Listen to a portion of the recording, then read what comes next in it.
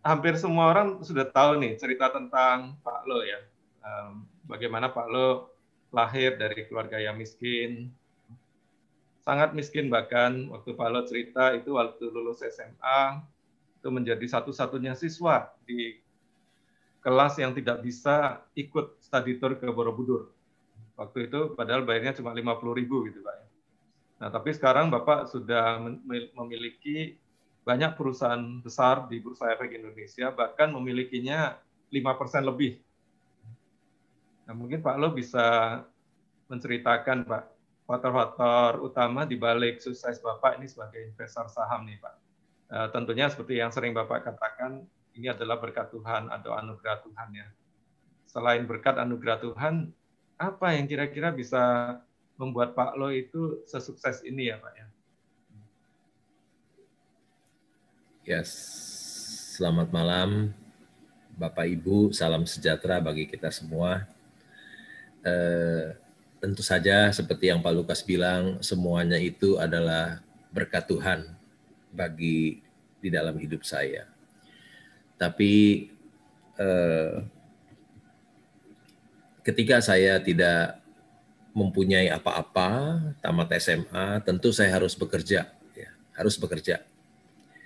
Karena ketika kita bekerja, saya bisa menafkahi diri saya dan bisa memiliki uang. Meskipun gaji sangat kecil, pada waktu itu hanya 20.700, saya pikir itu UMR yang saya terima sebagai pegawai tata usaha di bank. Jadi pertama, kalau kita nggak punya apa-apa, kita harus bekerja untuk mendapatkan uang, untuk menafkahi hidup kita. Dan yang kedua, kita harus hidup hemat dan sederhana. Ya. Karena kalau kita tidak hidup hemat dan sederhana, gaji yang kita terima akan habis terus. Ya, jadi kita bekerja, mencari uang, dan kita harus hidup hemat dan sederhana supaya ada uang sisa yang kita miliki. Nah, sisa uang itulah yang kita bisa pakai untuk dibelikan saham. Tadi Pak Lukas mengatakan faktor-faktor apa. Saya pikir biasa saya katakan, saya sebutnya RTI, yaitu reading, membaca. Ya. Kebiasaan membaca ini sangat bermanfaat bagi saya. Jadi setiap hari pagi saya membaca koran 4, ya, Kompas, Kontan, dan Investor Daily, dan Bisnis Indonesia. Itu sudah berpuluh-puluh tahun saya lakukan. Karena ketika saya membaca koran itu sangat bermanfaat buat saya. Meskipun sekarang ada pandemi, orang-orang sudah membaca online, tapi saya tetap berlangganan koran tidak berhenti. Setiap bulan saya masih membayar 600.000 sekian untuk 4 koran itu. Meskipun juga takut-takut, dulu pertama ada COVID, koran-koran itu saya jemur dulu, sore baru saya baca. Ya. Tapi sekarang rupanya udah capek juga jemur koran, jadi begitu koran datang langsung dibaca. Gitu. Tetap koran datang langsung dibaca. Saya tetap setia berlangganan koran itu, karena saya tahu manfaatnya sangat besar buat saya. Para jurnalis itu mencari informasi tentang perusahaan publik, saya nggak usah mencari, ya saya dapat dari para jurnalis, mendapatkan informasi yang berharga, mendapatkan pengetahuan tentang perusahaan publik. Ya, kalau ada informasi yang berharga, saya belikan saham, untungnya bermiliar-miliar langsung. Ya. Jadi saya tidak akan pernah berhenti langganan paper ini, koran ini. Begitu bermanfaat saya membaca. Saya juga membaca laporan keuangan. Membaca laporan keuangan, pengetahuan saya semakin mendalam. Jadi setiap perusahaan publik saya pelajari dia punya penjualan berapa, dia punya laba usaha berapa, dia punya beban bunga berapa, dia punya penghasilan bunga berapa, dia punya laba berapa. Kemudian dia punya profit margin berapa besar. Saya pelajari juga berapa laba per sahamnya, berapa price earning ratio-nya, berapa modalnya, berapa nilai buku per sahamnya, berapa price to book value-nya, berapa hutangnya, berapa hutang dolarnya, berapa hutang rupiahnya. Saya pelajari berapa di kasnya ada berapa. Seperti London Sumatera di kas ada 2,4 triliun uang menganggur gitu. Berapa dia punya piutang, berapa piutang yang macet, berapa piutang afiliasinya, berapa dia punya persediaan, macam-macam semua saya pelajari. Jadi saya tahu sekali tentang perusahaan publik ya. Yang ketiga yang saya baca aksi-aksi korporasi dari Bursa Efek Indonesia. Setiap malam saya pasti buka website Bursa Efek Indonesia, saya baca. Kalau perusahaan publik itu mau melakukan aksi korporasi, tentu dia akan lapor ke bursa, dan bursa itu akan munculkan di websitenya. Jadi saya bisa tahu semua perusahaan publik yang melakukan aksi-aksi korporasi. Jadi setelah saya membaca, setiap hari membaca, jadi punya pengetahuan tentang perusahaan publik satu persatu. Nah, setelah punya pengetahuan, kemudian saya kalau ketemu perusahaan yang bagus dan murah, yang salah harga, ada Mercy yang dijual harga Avanza, kemudian saya akan membelinya gitu. Dan itu rutin, setiap hari, nggak pernah berhenti. Karena kan saya tidak bekerja sudah 25 tahun, saya WFH, jadi bukan work from home. Jadi saya sudah 25 tahun tidak bekerja. Saya berhenti di Bank Ekonomi dulu tahun 96. Jadi sudah 25 tahun. Jadi pekerjaan saya hanya itu saja. Saya melakukan satu pekerjaan yang sederhana dan saya ulang-ulang terus setiap hari. Satu pekerjaan yang saya ulang-ulang terus sampai 32 tahun. Lama-lama jadi mahir. Kira-kira itu faktor-faktor yang membuat saya bisa menjadi seorang investor yang berhasil, Pak Lukas. Jadi saya melakukan satu pekerjaan yang saya ulang-ulang terus setiap hari, saya ulang-ulang sampai 32 tahun. Lama-lama membuat saya jadi mahir, Pak Lukas. Kira-kira demikian, Pak. Ya, menarik sekali, Pak Lo. Jadi RTI itu tadi ya, tapi sebelum RTI itu tadi Pak Lo mulai dengan hidup hemat sekali, supaya ada yang diinvestasikan, kemudian diinvestasikan pada instrumen investasi yang terbaik, yaitu saham.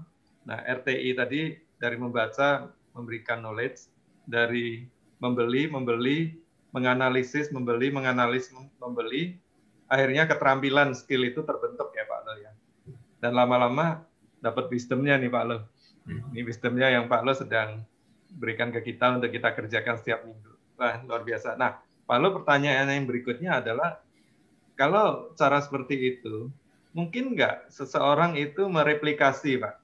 Mereplikasi itu meniru dan mendapatkan hasil yang sama dengan Pak Lo. Kalau ini kan science ya Pak ya. Science itu kan 2 tambah 2, 4. Gitu. Kayak mesin gitu. Atau ada sisi seninya Pak, ada artnya. Sisi seni ini kan yang susah nih Pak. Jadi menurut Pak Lo ini sebenarnya value investing atau investasi sendiri, investasi saham itu murni lebih banyak science atau ada unsur seninya tadi itu Pak? Saya rasa apa yang saya lakukan itu sangat mudah di-copy, Pak. Tadi Bapak bilangnya replikasi ya. Sangat mudah untuk di-copy. Karena apa yang saya lakukan itu begitu sederhana, begitu mudah, begitu simpel, Pak. Ada seorang pemuda usianya pada saat ini 26 tahun. Dia pernah ngechat saya. Kemudian saya cari tahu siapa orang ini. Ternyata orang ini adalah tamatan SMA, dulu adalah buruh kerja di pabrik. Hmm. Tamatan SMA, buruh di pabrik.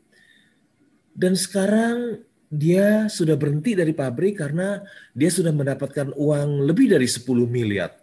Anak muda umur 26 tahun ini. Ya. Dan saya lihat keberhasilan dia itu bukan karena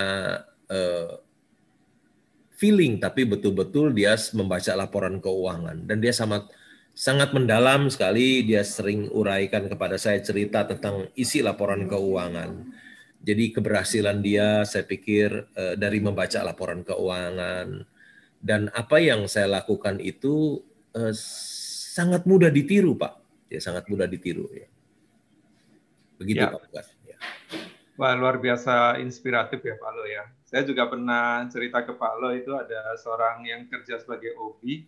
Setiap bulan waktu itu kalau saya datang ke kantor, itu dia yang menyediakan kopi untuk saya. Ternyata dia itu adalah fan-nya Pak Lo Keng Hong. Dan dia itu walaupun OB, dia mulai beli saham dan dia jangka panjang Pak. Beli satu saham yang kemudian naik sudah one bagger Pak Lo. Saya tanya, kenapa kamu belum jual? Ya karena saya ngikutin Pak Lo Keng Hong. Ya, kalau sudah dapat wonderful company, saya nggak mau jual. Ya. Jadi seorang OB itu bisa mendapatkan one bagger dari sebuah saham. Saya tanya, belajar dari Pak Lo Keng Hong dari mana? Ya, dari YouTube itu. Nah, jadi waktu itu beberapa kali saya sempat memberikan replay dari komunitas Hungry Stock ini. Jadi ternyata banyak ya Pak Lo orang-orang yang bisa mengikuti paling tidak ya apa yang sudah Pak Lo lakukan ya. Mungkin hasilnya belum sebesar Pak Lo Keng Hong, tapi setidaknya itu mereka berusaha mengikuti strategi atau cara-cara yang Pak Lo lakukan. Baik Pak, sekarang kalau kita lanjut ya Pak. Nah, menurut Pak Lo ini seorang investor saham yang sukses nih, seperti Pak Lo misalnya. Ini sebetulnya dibentuk atau memang lahir Pak, dilahirkan. Jadi ada orang yang memang sudah dilahirkan ini punya trade atau punya modal, ini bakal bisa sukses sebagai investor saham, Pak Lu. Dibentuk atau dilahirkan? Ya. Saya rasa kedua-duanya bisa, Pak. Ya, dilahirkan bisa, dibentuk pun bisa. Ya. Seperti Presiden Amerika, George Bush Senior, putranya jadi presiden juga. Ya. Jadi itu dilahirkan. Ya. Seperti Warren Buffett juga mungkin dilahirkan. Karena bapaknya itu pialang saham. Bapaknya pialang saham, tentu saja dia dari kecil sudah tahu tentang saham. Umur 11 tahun dia sudah membeli saham. Ya. Karena bapaknya adalah pialang saham. Ya, dilahirkan. Beda dengan saya, bapak saya sama sekali sampai saat ini tidak mengerti saham. Jadi saya dibentuk. Ya. Ya. Jadi menurut saya kedua-duanya bisa Pak. Ya. Kedua-duanya bisa karena dilahirkan atau karena dibentuk. Kalau seseorang punya passion ya tentu bisa juga. Ya, artinya sebenarnya semua orang itu punya potensi Pak atau kesempatan yang sama ya Pak Lo ya untuk menjadi seorang investor saham yang sukses ya Pak Lo. Ya, Pak Lo, dari begitu banyak strategi atau gaya investasi, kenapa Pak Lo akhirnya memilih value investing Pak? Dan konsisten sampai hari ini. Tetap aja konsisten dengan memilih saham-saham yang menurut Bapak itu wonderful price ya, dibandingkan dengan value-nya.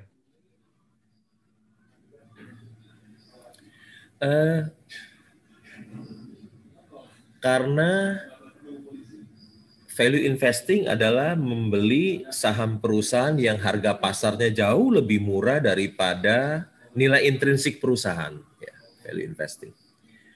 Artinya ketika saya mendapatkan Mercy yang dijual harga Avanza, tentu saya akan membeli, Pak. Ya, itu metode yang paling sederhana. Kalau saya menemukan ada Mercy yang dijual harga Avanza, saya pasti akan beli. Di dunia nyata, kita tidak akan pernah bertemu. Ada seorang yang mau menjual Mercy-nya di harga Avanza. Tetapi di bursa saham, Mercy yang dijual harga Avanza itu banyak. Banyak. Jadi itulah seperti value investing, berinvestasi berdasarkan nilai. Begitu, Pak. Apakah strategi ini sudah Bapak lakukan sejak pertama Pak Lo jadi investor saham, Pak? Atau mungkin sebelumnya pernah mencoba dulu style-style yang lain, saya growth investing, atau income investing, atau bahkan mungkin trading gitu ya. Sebelum Bapak menemukan, oke, ini value investing adalah gaya yang paling cocok buat saya. Atau emang dari awalnya udah value investing ya, Pak? Oh, tentu saja 32 tahun yang lalu saya membeli saham, sama sekali saya buta ya. Kalau Warren Buffett itu membeli saham ketika usia 11 tahun, tapi saya membeli saham ketika usia saya sangat telat. 30 tahun ya, sangat telat sekali. Tentu saya sama sekali buta tentang saham. Jadi saya membeli saham tanpa pengetahuan sama sekali ya. Waktu itu strategi saya bukan value investing, tapi strategi saya pertama kali itu adalah beli saham IPO, ketika listing saya jual. Itu strategi saya. Itu yang 32 tahun yang lalu. Karena saya waktu itu lihat perusahaan-perusahaan yang IPO 32 tahun yang pada naik. Jadi strategi saya bukan value investing. Saya nggak tahu itu value investing itu apa. Baca laporan keuangan pun nggak ya. Jadi saya betul-betul beli saham, waktu IPO, ketika listing saya jual. Saham yang pertama saya beli adalah Gajah Surya Multifinance. Saya membeli, antrian panjang di gedung BDNI di Jalan Gajah Mada di Hayam Buruk itu. Saya pikir demand-nya begitu kuat, yang jual hanya sedikit. Ketika listing pasti naik. Ternyata bukan science. Tadi Bapak bilang arts atau science, ternyata bukan science, Pak ya. Demand tinggi, yang supply sedikit, bukan harga saham naik malah turun ya. Jadi saya karena tujuannya begitu listing jual ya, begitu listing saya jual, jadi rugi. Kedua kali pun begitu ya. Beli saham Astragrafia, beli IPO jual, ketika listing turun ya rugi. Jadi sebetulnya pertama kali saya membeli saham, strateginya bukan value investing, tapi beli IPO, jual ketika listing. Dan dengan sama sekali tidak mempunyai pengetahuan sama sekali, hanya ikut-ikutan saja, Pak. Ya. Itu sampai berapa lama Pak Lo Keng Hong itu kemudian baru masuk ke value investing? Lama, Pak. Ya, lama. Sampai saya ketemu membaca buku Warren Buffett. Yang pertama kali saya beli di Gramedia itu judulnya Warren Buffett Way, itu ya pertama kali saya beli ya. Dan saya sepanjang 1989 tadi yang setelah strategi beli IPO jual di hari pertama sampai mungkin 1996 ya Pak ya, mulai baca-baca buku Warren Buffett itu, sepanjang katakanlah 7 tahun itu Pak Lo Keng Hong itu biasanya menerapkan strategi apa Pak? Ya, menerapkan namanya juga orang yang tanpa pengetahuan sama sekali. Paling pengetahuan itu saya dapat dari tulisan-tulisan jurnalis di koran ya. Bagaimana melihat perusahaan, saya belajar dari jurnalis-jurnalis di koran, saya pelajari ya, baca-baca laporan keuangan, lihat labanya berapa, seperti gitu. Jadi masih asal-asalan, Pak, tidak ada jurus sama sekali ya. Jadi ilmunya masih pencak silat, Pak. Jadi masih belum ada jurus sama sekali ya, asal-asalan aja ya. Ya, dan akhirnya Pak. Cuman saya mungkin lihatnya begini. Oh, saham ini semua pada naik ya, semua pada naik. Saya beli Rick Tender aja yang belum naik, begitu loh Pak. Jadi saya selalu mikirin safety, tidak mengejar yang naik, tapi membeli saham yang belum naik. Gitu. Tahun berapa itu Pak Lo ya? Itu saya membeli Rick Tender itu tahun 93 Pak ya. 93. Okay. Jadi saya pertama kali tahun 89 saya membeli saham, saya mengalami kerugian terus. apalagi mungkin tahun 90, 91, 92 ada tight money policy dari JB Sumarlin, ya. Itu saham hancur lebur. Ya. Jadi saya waktu itu rugi banyak gitu loh Pak. Ya. Nah setelah tight money policy dilepas, tahun 93 itu market bullish sekali, naik kencang sekali. Saya nggak tahu mau beli saham apa, cuman saya pikir, ini Rick Tender yang belum naik nih. Seperti kalau sekarang saham PNLF gitu Pak, yang belum naik semua udah naik, saham PNLF itu kan naik. Ya. Saya beli itu aja gitu. Nah ternyata benar. Kemudian awal Januari saham itu terseret dengan yang lain ikut naik dan saya menjualnya saham itu, saya mendapatkan keuntungan pertama kali dan saya bisa kebeli rumah, tinggal rumah satu ya Pak. Demikian Pak. Ya, wah ini kayaknya perlu ditulis di buku kita ini Pak Lo, Rick Tender nih. Itu yang sebelum 96. Baik teman-teman, ini clear ya, Rick Tendernya kejadian 1993 ya, bukan sekarang ini. Tahu-tahu nanti besok Senin ARA repot. Oke, Pak Lo menarik sekali ya kita lihat. Nah Pak Lo, kalau kita lihat nih Pak Lo, di masa pandemi sekarang ini kan banyak investor yang beraliran fundamental atau value investing itu mengeluh, wah ini kalau harga saham yang memiliki fundamental yang bagus kok kayaknya nggak naik malah turun gitu kan ya karena pandemi ini. Terkesan bahwa fundamental saham ini tidak berkorelasi ini dengan harga Pak. Ya. Justru saham-saham yang fundamentalnya masih belum jelas gitu ya, hanya berdasarkan satu mimpi-mimpi ke depan, bisa naik banyak sekali harganya, fantastis.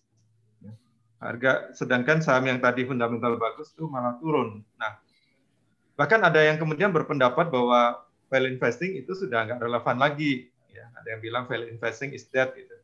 Bagaimana pendapat Pak Lo tentang hal ini, Pak?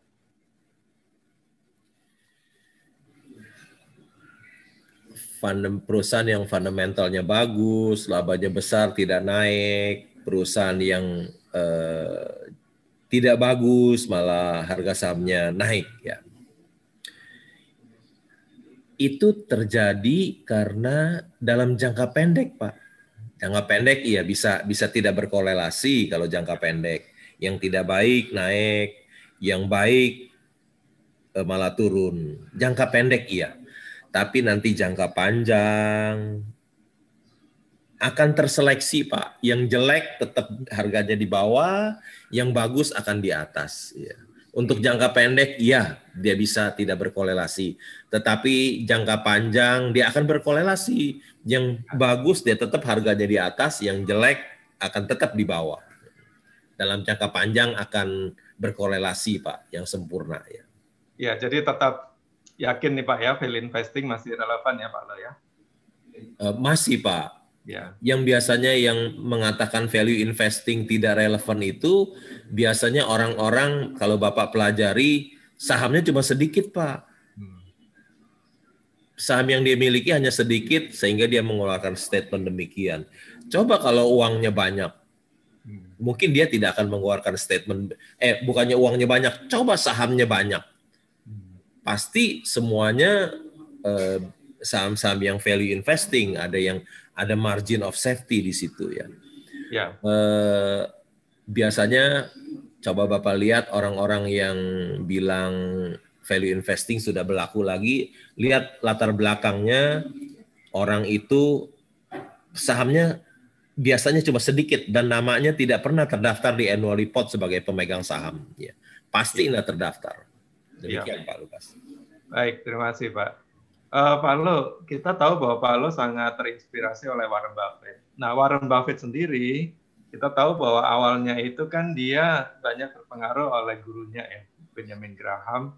Katakanlah strategi yang kita sebut dengan cigar butt lah, ya, membeli perusahaan yang orang pikir udah nggak ada value-nya, ya, tapi sebenarnya masih ada value-nya dan itu jauh di atas harganya. Kemudian Warren Buffett ini dia bertemu Charlie Munger dan banyak pengaruh dari Charlie Munger sehingga belakangan Warren Buffett itu mau membeli perusahaan yang wonderful company at fair price. Kalau tadinya dia maunya membeli perusahaan tuh yang betul-betul wonderful price saja. Sampai ada statement dia mengatakan bahwa it is better to buy a wonderful company at a fair price than a fair company at a wonderful price. Nah, kalau kita perhatikan Pak Lu, kebanyakan saham-saham yang Pak Lu beli memang harganya wonderful, Pak. Ya. Tapi mungkin perusahaannya ada juga yang hanya fair gitu ya, Pak. Ada yang wonderful, ada yang fair. Apakah nanti ke depannya juga Pak Lu akan tetap seperti ini, ya, mencari yang wonderful company, wonderful price, atau mungkin Pak Lo seperti Warren Buffett nih, mau beli Apple yang wonderful company at maybe fair price, Pak Lo? Sepertinya sulit sekali mendapatkan wonderful company, Pak. Ada wonderful company seperti Unilever, itu wonderful company, tapi valuasinya sangat mahal, ya. In terms of price to book, in terms of price earning ratio mahal sekali. Jadi saya belum berani membelinya. Kalau kita lihat price to book Unilever itu berapa kali, ya, mahal sekali, ya. Lebih baik saya beli company-company seperti bank-bank yang besar yang asetnya 200 triliun lebih, masih banyak yang price to book hanya 0,5. Jadi sampai saat ini mungkin belum bertemu dengan wonderful company yang valuasinya murah. Ya. Yang seperti bank dengan aset-aset 200 triliun lebih, pada saat ini diperdagangkan hanya price to book 0,5, itu sangat murah, dan bank itu pun sebetulnya wonderful company juga, bisa menghasilkan laba sampai 2 triliun, demikian. Biasanya aset-aset yang 200 triliun itu labanya bisa sampai 2 triliun, demikian Pak. Ya. Kalau kita tahu bahwa dalam menjalankan value investing itu money management penting sekali ya Pak Lo ya. Ketika ada saham yang terdiskon, kita masih punya uang untuk membelinya. Nah ini banyak nih pertanyaan Pak Lo tentang bagaimana Pak Lo Keng Hong itu melakukan money management, Pak. Money management ini saya sepertinya baru dengar nih Pak. Ya, apakah yang dimaksud money management itu kalau kita beli saham itu misalnya 10 saham, 20 saham, atau kita membeli saham jangan sekaligus tapi dicicil 10 kali, sebulan sekali sampai 10 bulan. Apakah yang dimaksud money management itu seperti itu Pak Lukas? Bisa juga seperti itu, ditambah dengan bagaimana mengatur antara berapa uang yang kita investasi saham dan berapa yang masih ada cash yang ada di tangan Pak. Oh, berapa di saham, berapa cash. Sebetulnya bagi seseorang yang tahu, mungkin dia tidak akan memakai metode, dia tidak akan menggunakan money management, ya. Bagi orang yang tahu, bagi orang yang tidak tahu lah yang memakai money management. Kenapa? Karena kalau orang yang tahu, ketika dia menemukan Mercy di harga Avanza, apakah dia hanya membeli 10% dari uangnya? Atau dia dorong semua uangnya itu? Atau ketika dia menemukan Mercy yang dijual harga Avanza, apakah dia akan membelinya dicicil 10 kali selama 10 bulan? Ya tentu akan ketinggalan. Orang yang tahu tentu dia tidak bisa mengikuti money management, dia akan dorong seluruhnya. Berapapun kalau dia ketemu Mercy harga Avanza, ya nggak disisain uangnya. Kalau bisa 100% uangnya dibelikan saham semua. Karena memegang saham itu seperti memegang cash sebetulnya. Ya. Ketika saya memegang saham, sebetulnya saya memegang cash. Karena apa? Ketika saham saya jual, 2 hari kemudian saya pegang terima uang tunai kok. Demikian Pak. Ya.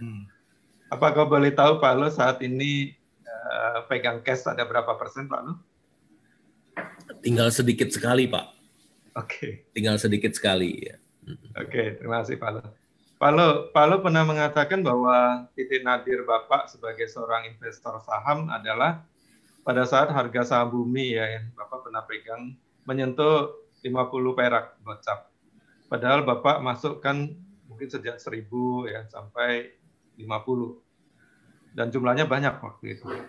Bagaimana Pak Lo itu bisa bertahan dan akhirnya bisa keluar dari situasi seperti ini Pak Lo?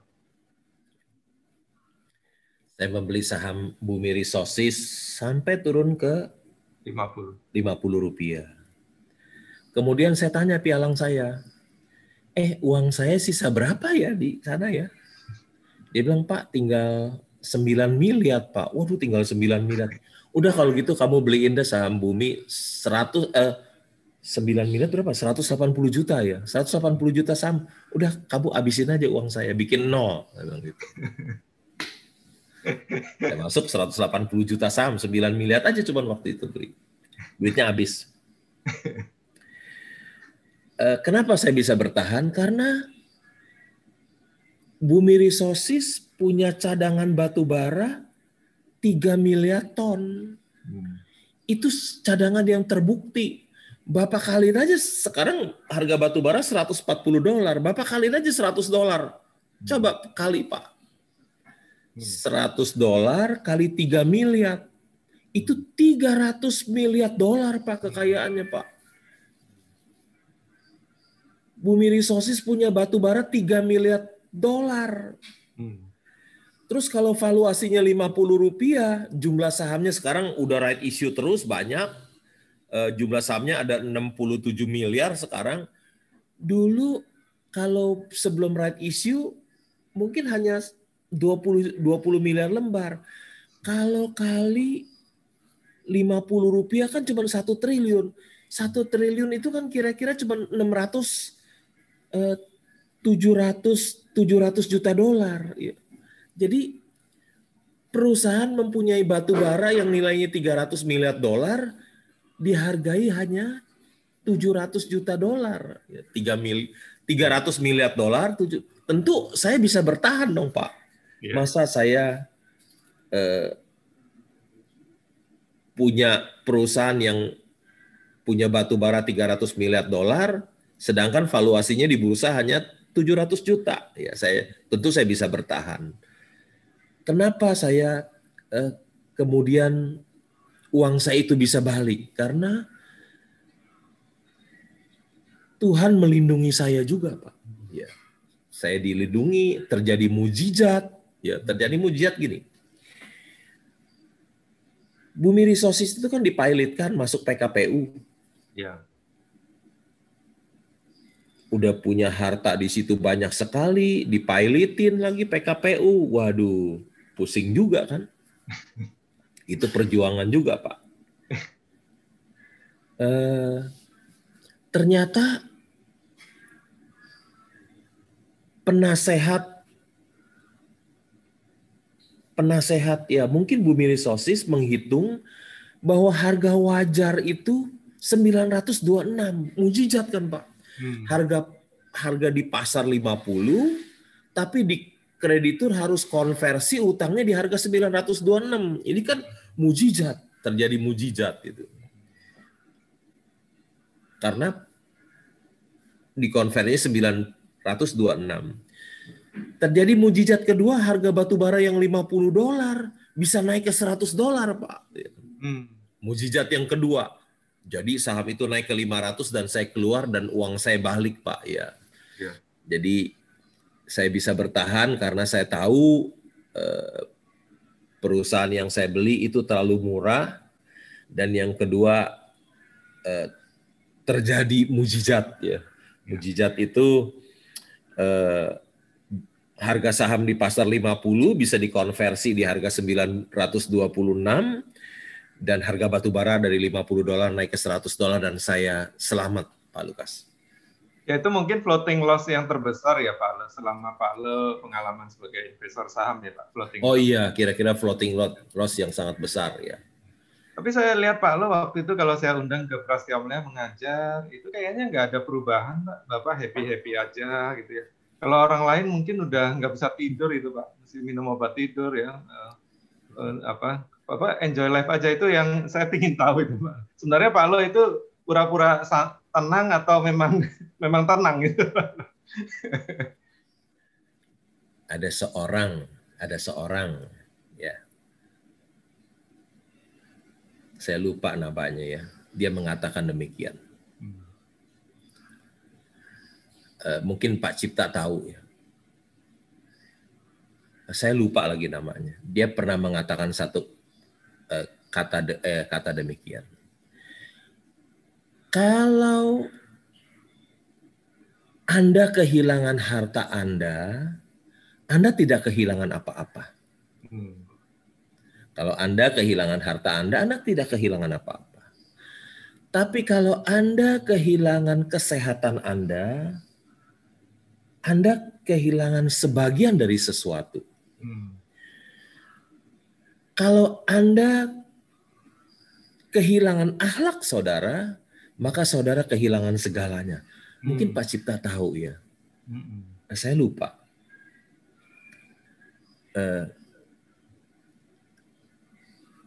Jadi itu menguatkan saya, Pak. Kalau Anda kehilangan harta Anda tidak kehilangan apa-apa. Oh, saya kalau tidak bisa stres, tapi karena dengar kata-kata itu, saya tidak kehilangan apa-apa. Gitu. Dan yang kedua, saya tidak punya hutang. Jadi itu sebagian besar harta saya bisa hilang, tapi saya masih ada sisa. Sisa uang saya ini masih banyak. Jadi saya pikir, saya nggak kehilangan apa-apa, saya juga masih ada sisa banyak, masih lebih kaya dari kebanyakan orang, ya saya tetap happy aja gitu Pak. Jadi saya nggak stres, datang Bapak undang, saya tetap masih ngajar meskipun ada beban yang sangat berat pada waktu itu. Jadi kata-kata itu yang menguat saya, kalau Anda kehilangan harta Anda tidak kehilangan apa-apa. Ya. Gitu Pak. Jadi yang penting jangan kehilangan akhlak ya Pak ya. Kalau kita kehilangan akhlak, katanya kita kehilangan segalanya. Ya. Mungkin Pak Cipta tahu.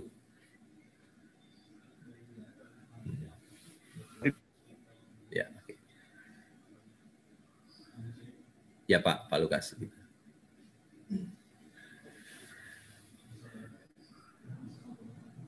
Ini koneksinya Pak Lukas sepertinya agak bermasalah Pak. Ya, sebentar. Kembali Pak. Oke.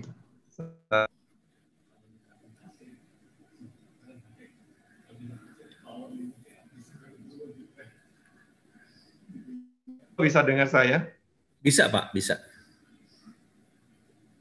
Oke. Nah di titik itu berapa besar keyakinan Pak Lu bahwa Pak Lu bisa mendapatkan kembali uang Pak Lu yang diinvestasikan di saham bumi itu Pak Lu? Oh tentu kan saya yakin karena kan harga saham itu kan pernah naik ke 8.750 ya. Kedua memang saya membaca laporan keuangan annual report-nya, dia punya cadangan batu bara pada waktu itu kan ada 3 miliar ton. Dan itu bukan bohong. Karena yang melakukan survei itu namanya GORC kalau tidak salah ya. GORC itu Joint or Reserve Committee ya kalau nggak salah. Jadi itu semua tambang-tambang batu bara dihitungnya oleh GORC. Jadi itu lembaga yang paling kredibel dan tidak meleset hitungannya Pak. Jadi saya kira-kira demikian, masih yakin Pak ya, masih bisa bertahan. Oke, dan ternyata itu terbukti ya Pak Lo ya. Pak Lo akhirnya bisa keluar pada saat bumi kembali ke harga 500 ya Pak Lo.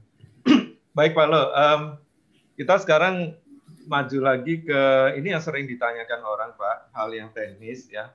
Kalau saya bilang itu kan SABET Pak, SABET, singkatan dari Search, Analyze, Buy, Enjoy Life by Sleeping ya. Kemudian T-nya itu adalah Take Profit. Nah, kami tertarik ini ingin tahu bagaimana proses Pak Lo di dalam search, mencari saham Pak. Mencari saham sangat mudah sekali, sangat mudah, sederhana, dan simple. Saya biasa mencari perusahaan-perusahaan yang price to book-nya rendah, price earning ratio-nya rendah. Itu aja Pak, as simple as that ya. Semudah seperti itu. Kalau Bapak lihat saham-saham saya kan hampir tidak ada yang price to book 1 kali, semuanya yang di bawah 1 kali, price earning ratio juga rendah-rendah semua. Jadi price earning ratio rendah, price to book rendah. Udah itu aja.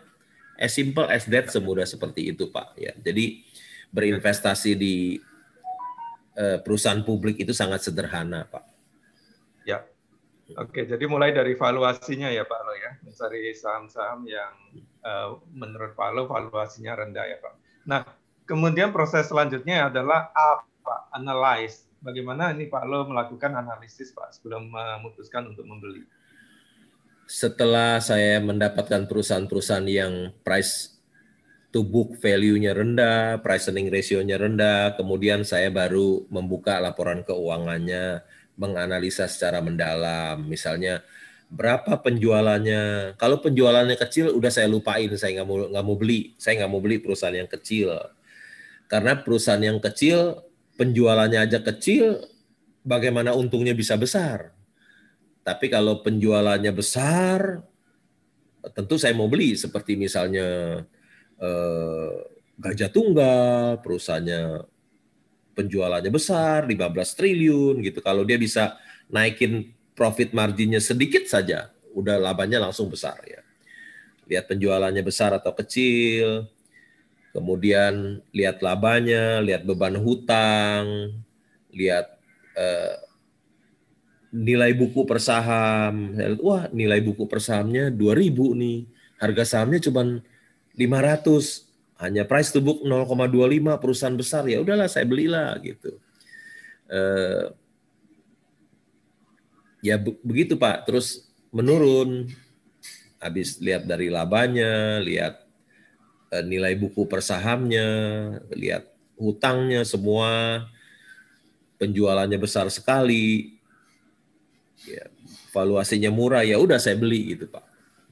Ya, setelah menganalisis Pak, ketika membuat keputusan membeli ini, kalau saya perhatikan Pak Lo ini cukup sabar ya Pak ya. Saya ingat waktu kita sama-sama ada undangan dari Bursa Efek Indonesia, acara di Surabaya, itu Pak Lo udah ngobrol-ngobrol dengan saya itu tentang saham BMTR Pak.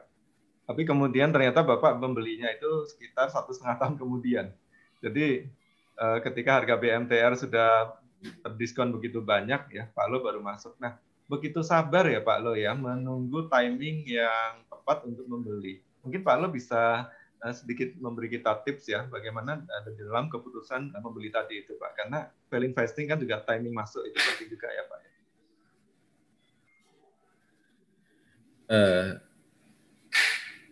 Waktu itu mungkin saya sudah tertarik, saya perhatikan. Tetapi ada saham-saham lain yang lebih bagus dan lebih murah. Jadi saya belum masuk di tempat itu, saya masuk di tempat yang lain. Misalnya ada perusahaan yang lebih bagus, lebih murah, tentu saya masuk yang lain dulu. Tapi ketika saya masuk yang lain dulu itu, kemudian dia sudah lari terbang ke atas, saya sudah malas untuk mengejarnya. Sedangkan BMTR ini masih stay di 200 gitu. Jadi dia yang lebih menarik, lebih murah dan lebih menarik sehingga saya kemudian membelinya Pak Lukas. Oke. Jadi setelah search, analyze, buy, nah selanjutnya itu yang E nih Pak, enjoy life by sleeping. Pak Les selalu mengatakan bahwa Anda harus menjadi investor yang tidur setelah menemukan saham yang wonderful. Bagaimana proses Pak Lo ini bisa tahan tidur panjang, Pak? Ini yang sering ditanyakan orang juga ya. Kok Pak Lo itu bisa sabar, tidak hanya di dalam tadi menunggu kapan waktu membeli, tapi juga setelah beli juga sabar sekali. Rahasianya apa sebenarnya Pak Lo? Kan saya membeli saham itu Mercy yang dijual harga Avanza. Saya membelinya. Tentu saja saya harus sabar untuk menunggu sampai harganya balik lagi ke Mercy, ke harga wajarnya. Ya. Tentu saya happy aja karena saya tahu saya tidak beli kucing dalam karung, tapi saya membeli perusahaan yang saya tahu perusahaan yang saya tahu bahwa yang saya beli itu adalah Mercy yang dijual harga Avanza.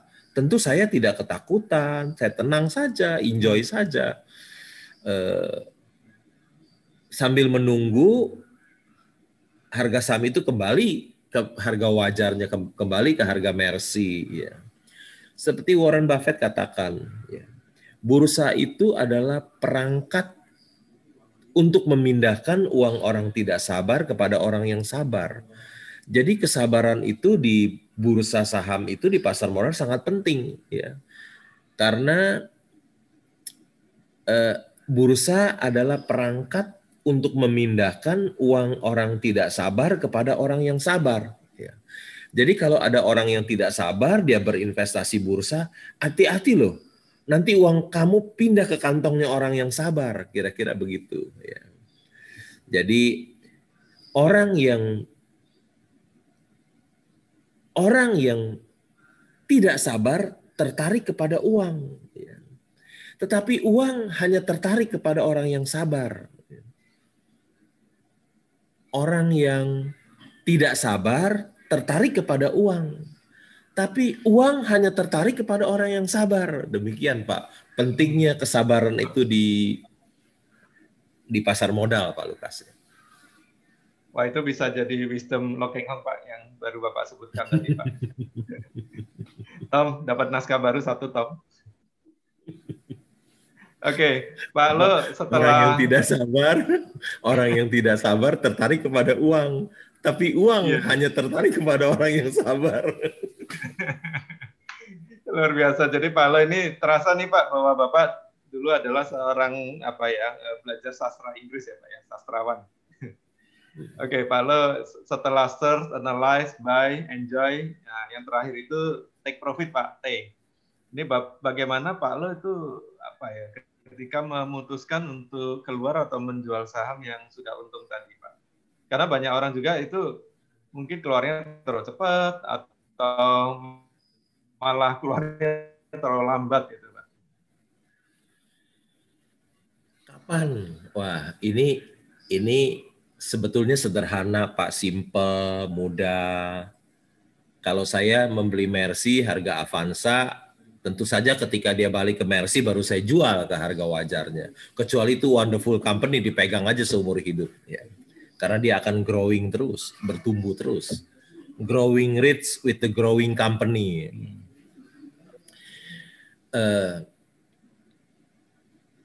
Sebetulnya sederhana, tapi orang yang susah untuk melakukannya. Ya. Satu hari saya diundang bicara di tempat-tempat orang yang sudah dikasih tahu, ini nanti yang hadir orang-orang yang sangat hebat-hebat loh. Ya. Ada rektor, ada satu bapak-bapak saya lagi presentasi, dia mestinya kan waktu bertanya nanti setelah saya bicara kan dia bertanya, tapi dia nggak tahan gitu. Lagi enak-enak ngomong, langsung dia bertanya, Pak, saya mau tanya, kenapa ya kalau saya beli saham Rp500, dia naik 20% jadi 600, saya udah nggak tahan Pak, mau jual. Gitu. Karena pertanyaannya saya sederhana, ya langsung aja saya jawab. Kenapa Bapak tahan naik 20%, Bapak jual? Karena Bapak tidak tahu apa yang Bapak beli. Kalau Bapak tahu apa yang Bapak beli, misalnya nilai wajar dari perusahaan yang Bapak beli 5.000, Bapak belinya di 500. Harga 600 nggak mungkin Bapak jual. Jangankan 600 naik 100%, 1.000 pun Bapak nggak jual karena masih jauh. Harga wajarnya 5.000. Kenapa Bapak udah nggak tahan 600 mau jual?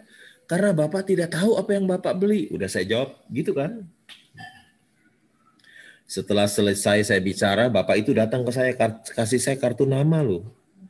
Ternyata begitu saya kaget membaca kartu nama dia, direktur perusahaan publik yang listing di Singapura, Bapak itu nanya pertanyaan yang sangat sederhana itu.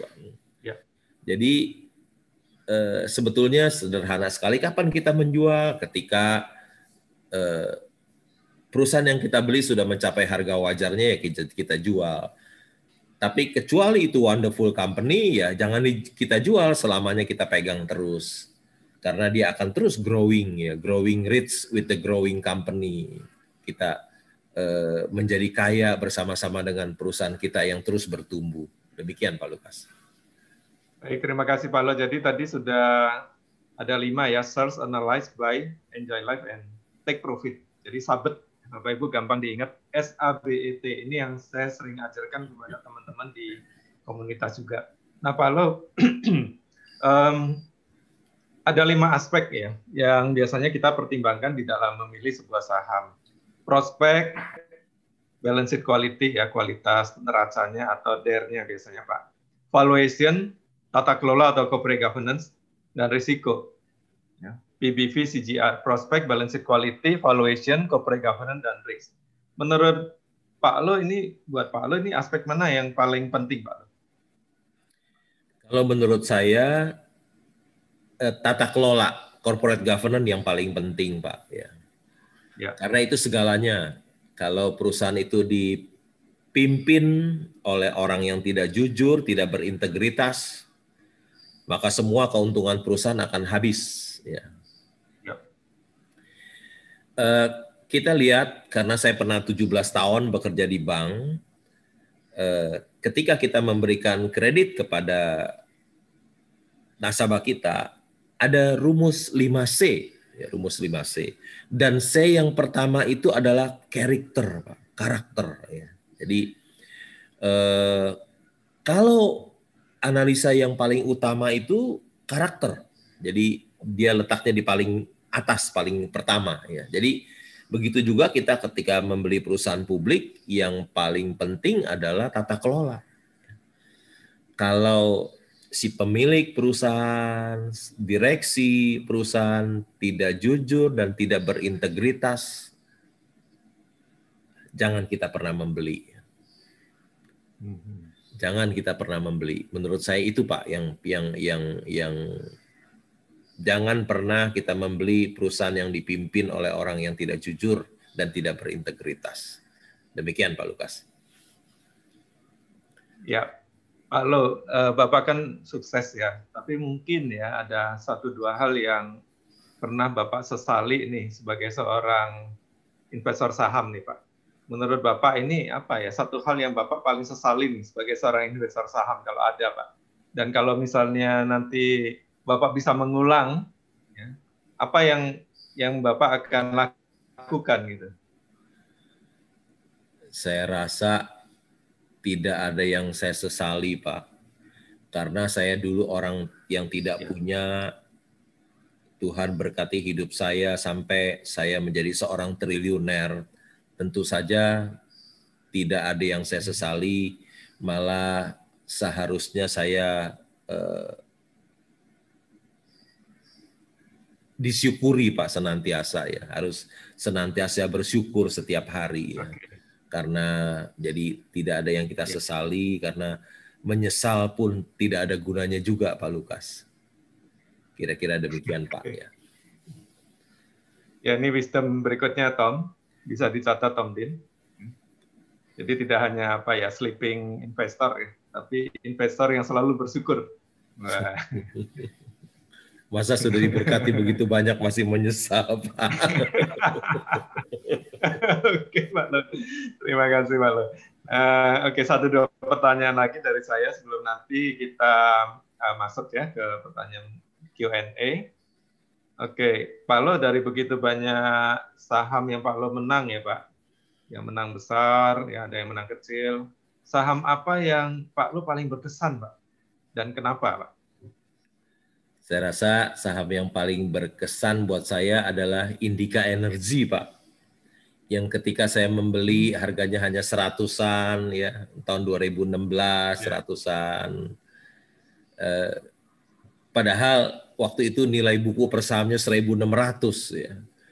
Waduh, itu murah sekali loh, tambang batu bara terbesar di Indonesia nomor 3. Habis Bumi Resources, Adaro, kemudian Indika Energy ya. Hideko Jaya Agung. Tambang batu bara terbesar nomor 3 di Indonesia, produksinya 30 juta ton lebih, nilai buku per sahamnya 1.600, harga sahamnya bisa 100-an. Ya, itu betul-betul salah harga, under value. Ya. Jadi saya membelinya. Ketika saya order kepada pialang saya itu direktur jabatannya dan lulusan Amerika, MBA, dan jadi dosen juga seperti Pak Lukas, cuman bukan di Prastia Mulia. Ya. Dan dia menyarankan saya untuk tidak membeli Indika Energy, Pak. Ya, dia bilang, Pak, jangan beli tambang batu bara, Pak. Batu bara masa depan suram, dia bilang. Coba kalau investor awam, direkturnya bilang jangan beli, ya pasti ya udah jangan beli deh, masa depan suram. Ya.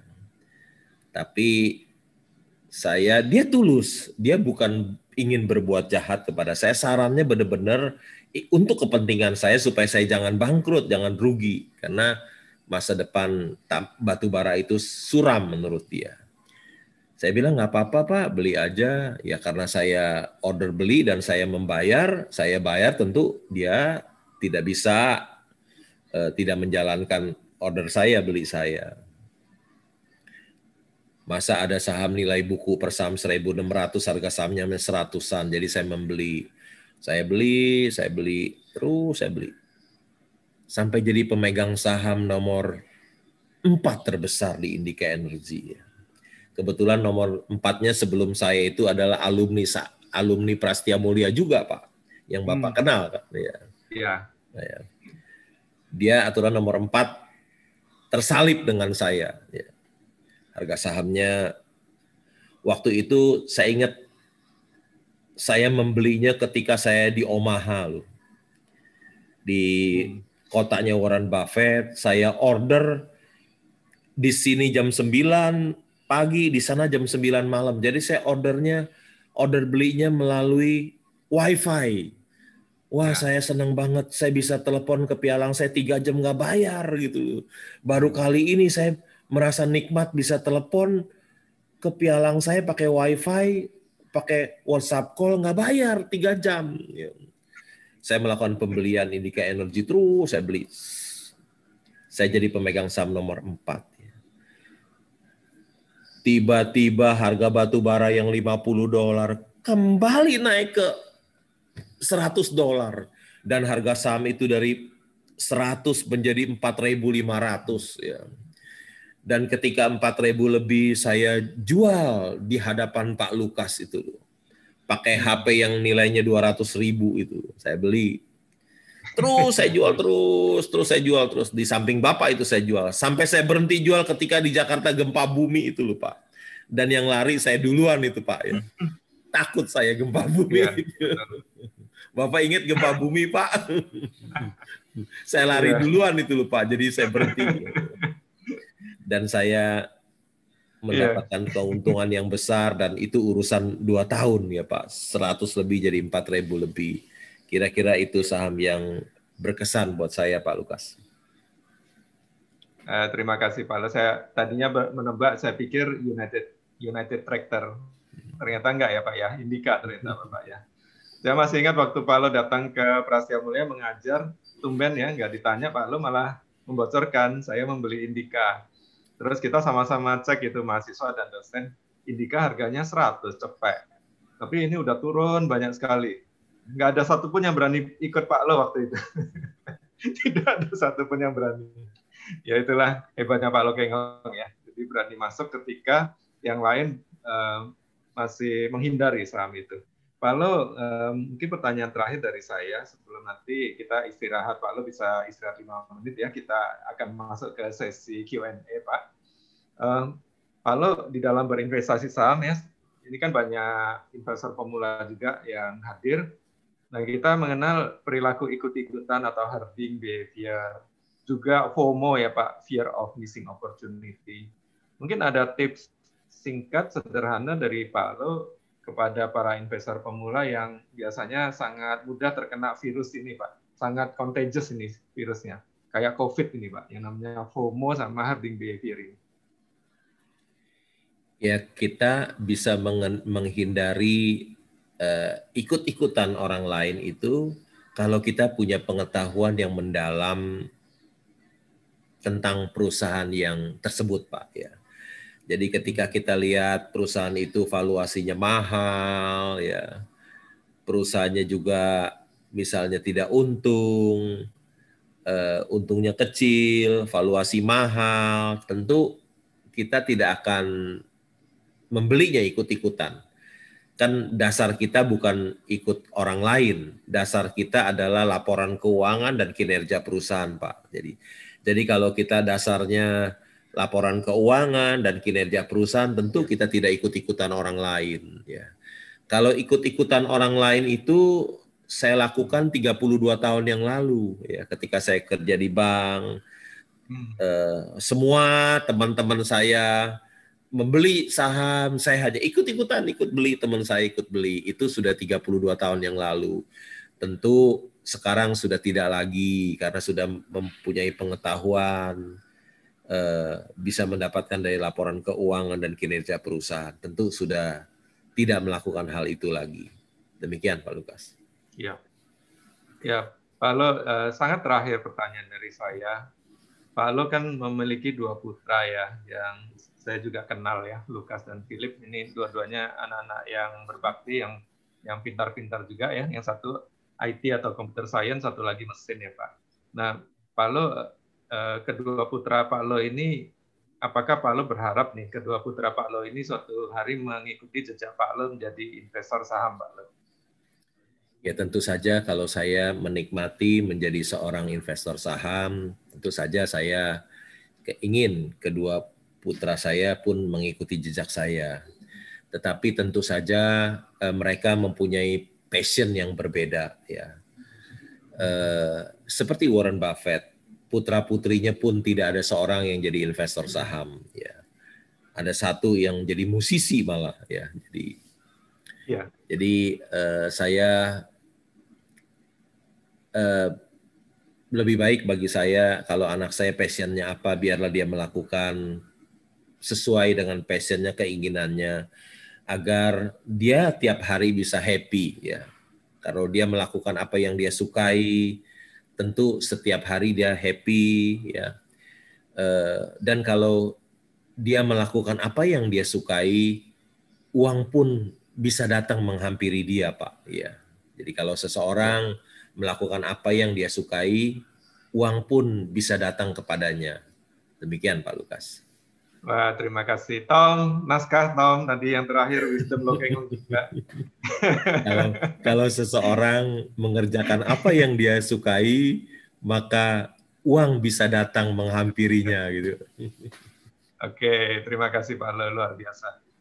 Pak Lo, ya kita ya berdoa ya, Philip dan Lukas juga akan sukses ya seperti Pak Lo Keng Hong juga. Tapi omong-omong banyak loh yang pengen jadi anak angkatnya Pak Lo Keng Hong.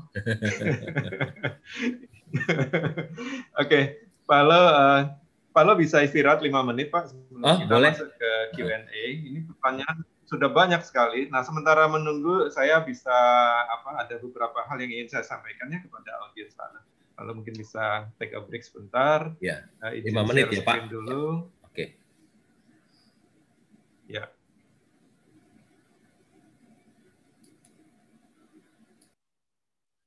Oke.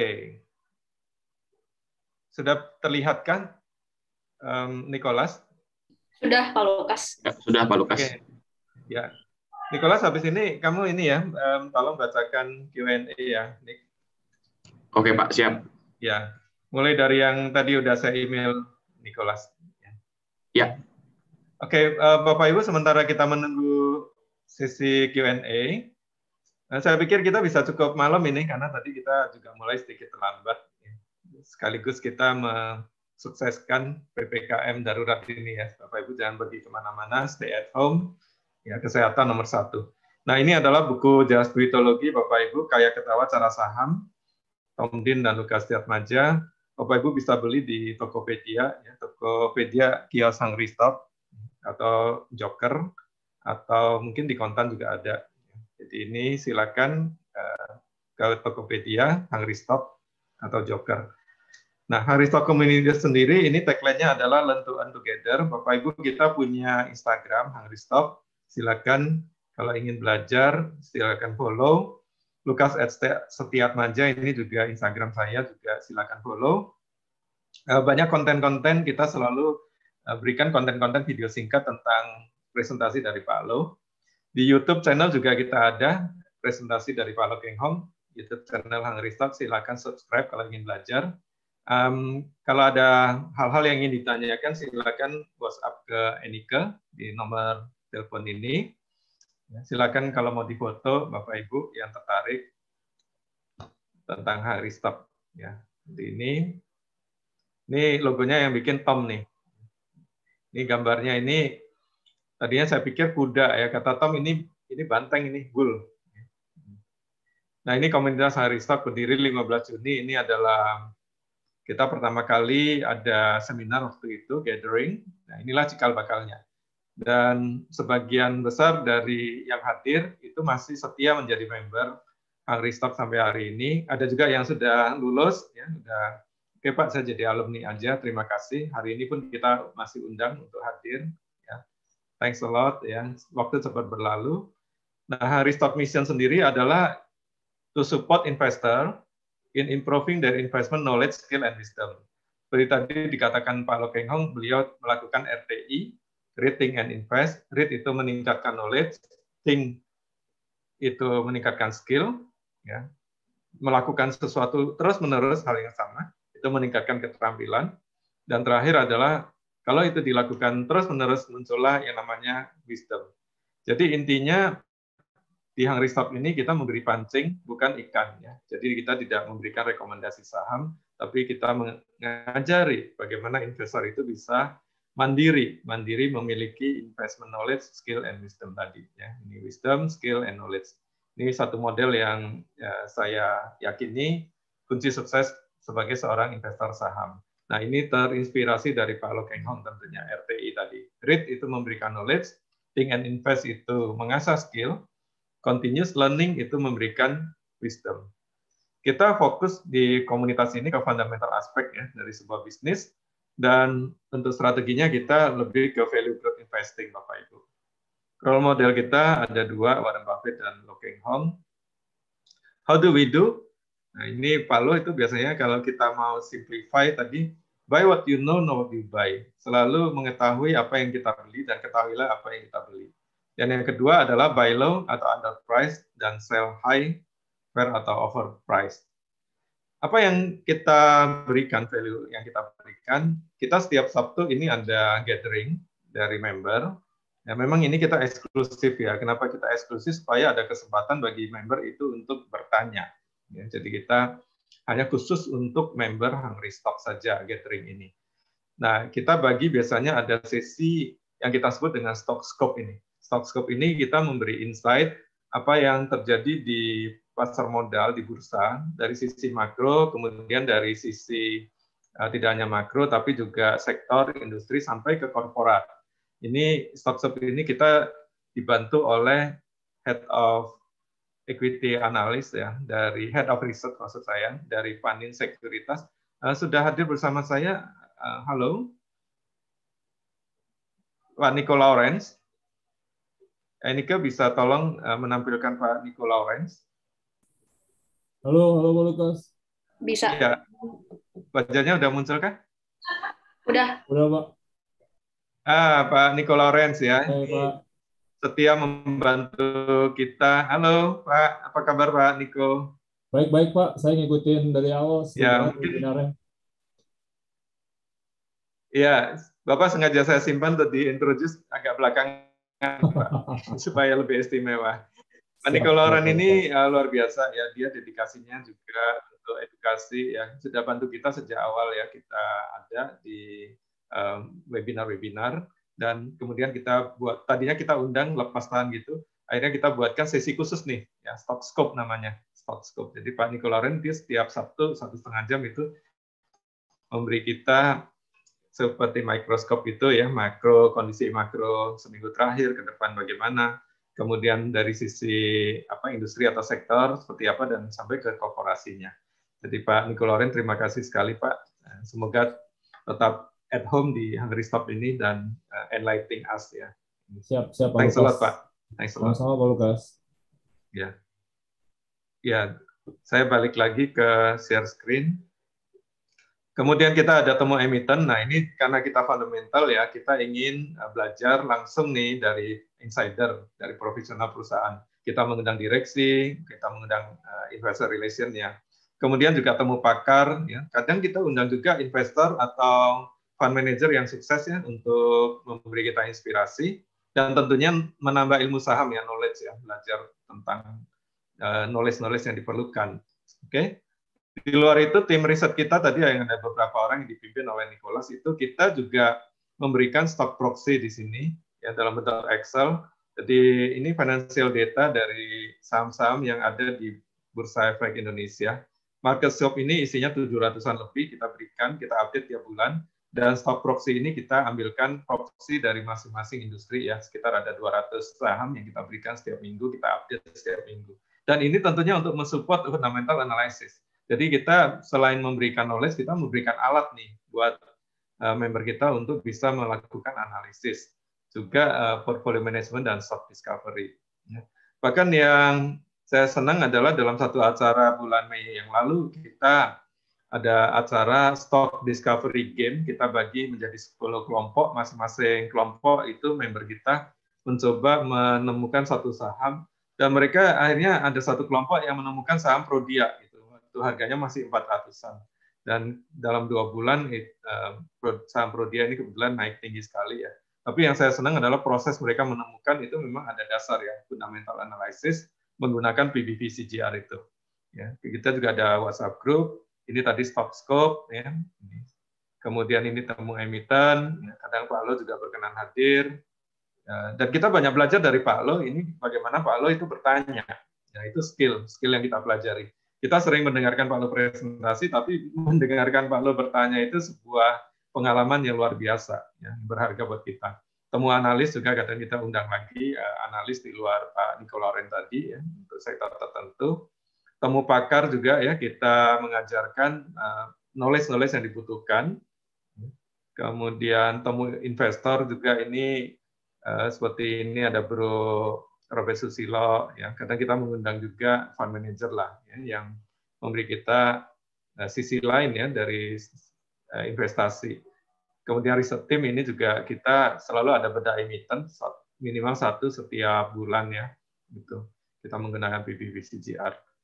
Kemudian on top of that juga setiap bulan itu saya masih rajin memberikan semacam webinar value investing ala Lo Peng Hong. Ini sudah jalan sampai batch yang ke-9, ini sudah hampir penuh juga.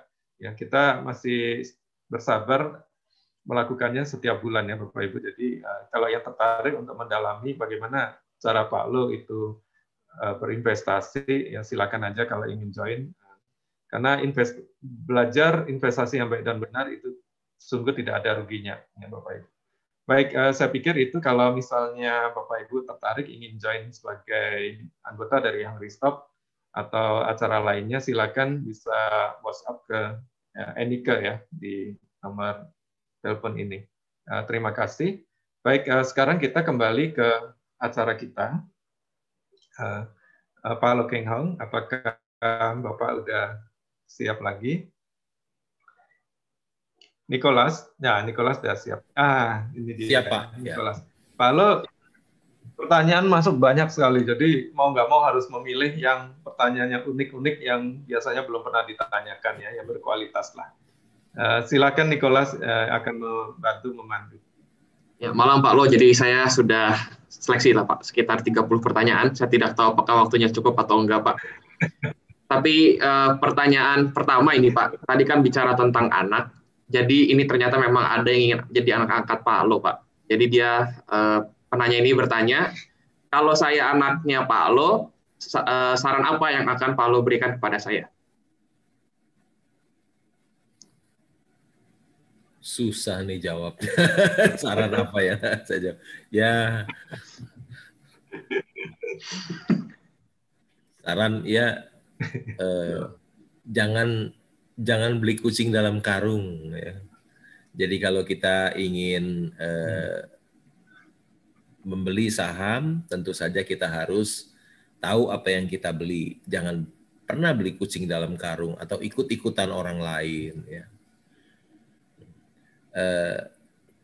Selalu membaca laporan keuangan karena kunci keberhasilan dari seorang investor saham itu adanya di membaca laporan keuangan. Tidak ada yang lain, tidak ada jalan yang lain. Demikian, Nicholas. Oke Pak, terima kasih Pak Lo, cukup singkat juga Pak. Nah ini juga mungkin salah satu pertanyaan Pak yang mungkin akhir-akhir ini sering berputar di sosial media Pak, sesama-sama investor. Nah ini ada yang menanya Pak terkait pandangan Pak Lo, terkait pendapat bahwa value investing ini sudah ketinggalan zaman. Nah menurut Pak Lo ini bagaimana? Karena seperti sekarang ini baik di Amerika Serikat juga baik pun di Indonesia ada saham teknologi yang disukai investor dan juga big fund manager gitu Pak, karena melihat prospeknya dan bisnisnya ke depan. Nah jadi karena itu saham-sahamnya naik luar biasa. Dan menurut Pak Lo dengan hal seperti ini, bagaimana pandangan Bapak dan apakah menurut Bapak value investing ini bisa menandingi performa saham-saham tersebut Pak? Secara jangka pendek ya mungkin tidak bisa. Tetapi jangka panjang tetap fundamental yang akan berbicara. Jangka panjang tetap akan fundamental yang akan berbicara. Jadi saya masih mempercayai apa yang saya lakukan itu sudah benar. Apa yang saya lakukan sudah benar, sudah berhasil. Ya, saya tetap mempercayainya. Ya. Biasanya orang yang tidak mempercayainya adalah orang-orang yang beli sahamnya hanya sedikit. Jadi asal ngomong aja. Karena saham dia cuma sedikit, coba yang ngomong itu nanti Nicholas periksa. Si A yang ngomong, periksa sahamnya banyak apa sedikit. Apakah namanya ada muncul di annual report? Kalau namanya tidak ada muncul di annual report, dia ngomong apa nggak usah didengar. Ya. Kalau namanya sebagai pemegang saham ada muncul di annual report, boleh didengar karena dia betul-betul investor saham dan sudah terbukti namanya muncul di annual report. Kalau dia ngomong banyak ngomong, tetapi nggak pernah namanya muncul di annual report, artinya sahamnya cuma sangat sedikit sekali. Ya. Tidak terlalu lebih baik jangan terlalu banyak didengar orang-orang yang namanya tidak pernah muncul di annual report. Kecuali namanya ada di annual report sebagai pemegang saham, dia boleh didengar karena dia investor saham. Demikian, Nicholas. Baik, Pak Lo. Nah, ini terkait juga saham teknologi, Pak. Kan akhir-akhir ini juga mungkin ada nih, Pak, dari Amerika Serikat, mungkin dari Berkshire Hathaway-nya Warren Buffett, ada investasi juga di saham teknologi seperti Apple, seperti ada Newbank waktu itu, dan juga Charlie Munger. Sekarang ini lagi sedang membeli saham Alibaba, gitu, Pak. Nah, dari perspektif Pak Lo sendiri, Pak, apakah memungkinkan di waktu mendatang gitu, Pak, kalau Pak Lo mungkin sudah memahami bisnisnya, sudah melihat ada value di sana, apakah mungkin Pak Lo berinvestasi juga, Pak, di saham teknologi, Pak? Sampai saat ini saya belum menemukan perusahaan yang bagus dan murah. Saya kan orang yang konservatif, ya. Nicholas mungkin nggak tahu kalau saya ngetik di komputer aja nggak bisa. Ya. Karena dulu saya kuliah belum ada komputer. Jadi udah gitu saya nggak mau belajar lagi karena nggak ada kebutuhan. Ini webinar ini malam ini bisa terjadi karena bantuan anak saya nih. Kalau nggak ada bantuan anak saya nggak terjadi. Gitu. Jadi saya orang yang gaptek. Dan yang kedua tentu saja perusahaan teknologi itu kan pricing-nya harganya mahal-mahal valuasinya. Saya kan kalau Nicholas lihat saham-saham saya kan rata-rata price to book di bawah 1 semua, kan nggak ada yang lebih dari 1, kan nggak mungkin saya beli ya. Kira-kira demikian. Tetap saya seperti yang dulu gitu, nggak mungkin saya merubah gaya investasi saya. Saya tetap kalau saya sudah melakukan hal ini, saya sudah mendapatkan hasil, kenapa saya harus merubah? Saya tetap seperti ini saja. Ya. Nanti kalau terjadi crash atau segala macam baru tahu nanti ya. Saham-saham yang valuasinya mahal tidak ada margin of safety, saya punya penuh dengan margin of safety, saya tetap aman aja. Ya, menarik Pak, menarik. Ada hukum gravitasi Pak lo ya. Oke Pak, ini terkait dengan prinsip investasi Pak, dan mungkin sedikit terkait dengan background Pak lo juga Pak. Nah, pertanyaan yang pertama ini sebenarnya mungkin banyak yang tanya, cuman selama ini belum terjawab dengan baik mungkin Pak. Jadi seringkali kan Pak Lo ketika sudah sharing, Pak Lo ini sudah menjadi investor yang handal Pak Lo ya. Nah, sekarang banyak yang nanya nih Pak, sebelum Pak Lo ini diperkaya dari kesuksesan berinvestasi di NetTractors gitu. Nah, bagaimana cara berinvestasi Pak Lo supaya waktu itu tuh bisa mengumpulkan modal sampai senilai 1,5 miliar untuk membeli United Tractor di tahun 1998 Pak? Jadi punya uang 1,5 miliar itu bukan tahun 98, kan saya mulai berinvestasi kan tahun 89, jadi sudah perjalanan 9 tahun, ya 9 tahun. Ya.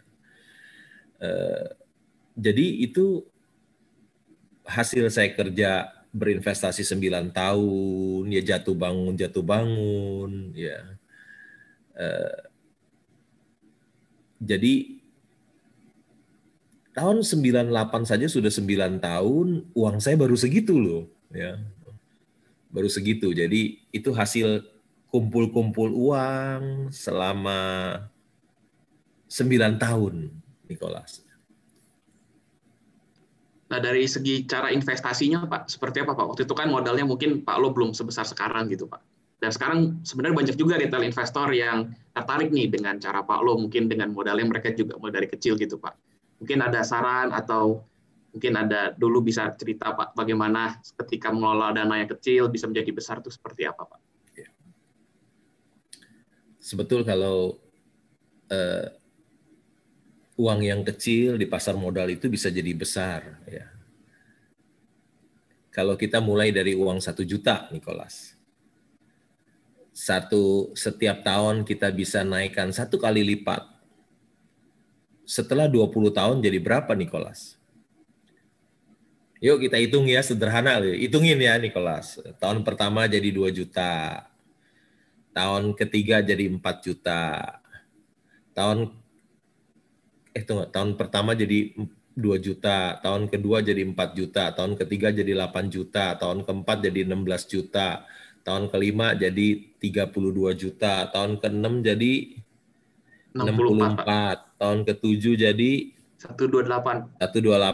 Tahun ke-8 jadi 256, Pak. 256. Tahun ke-9 512.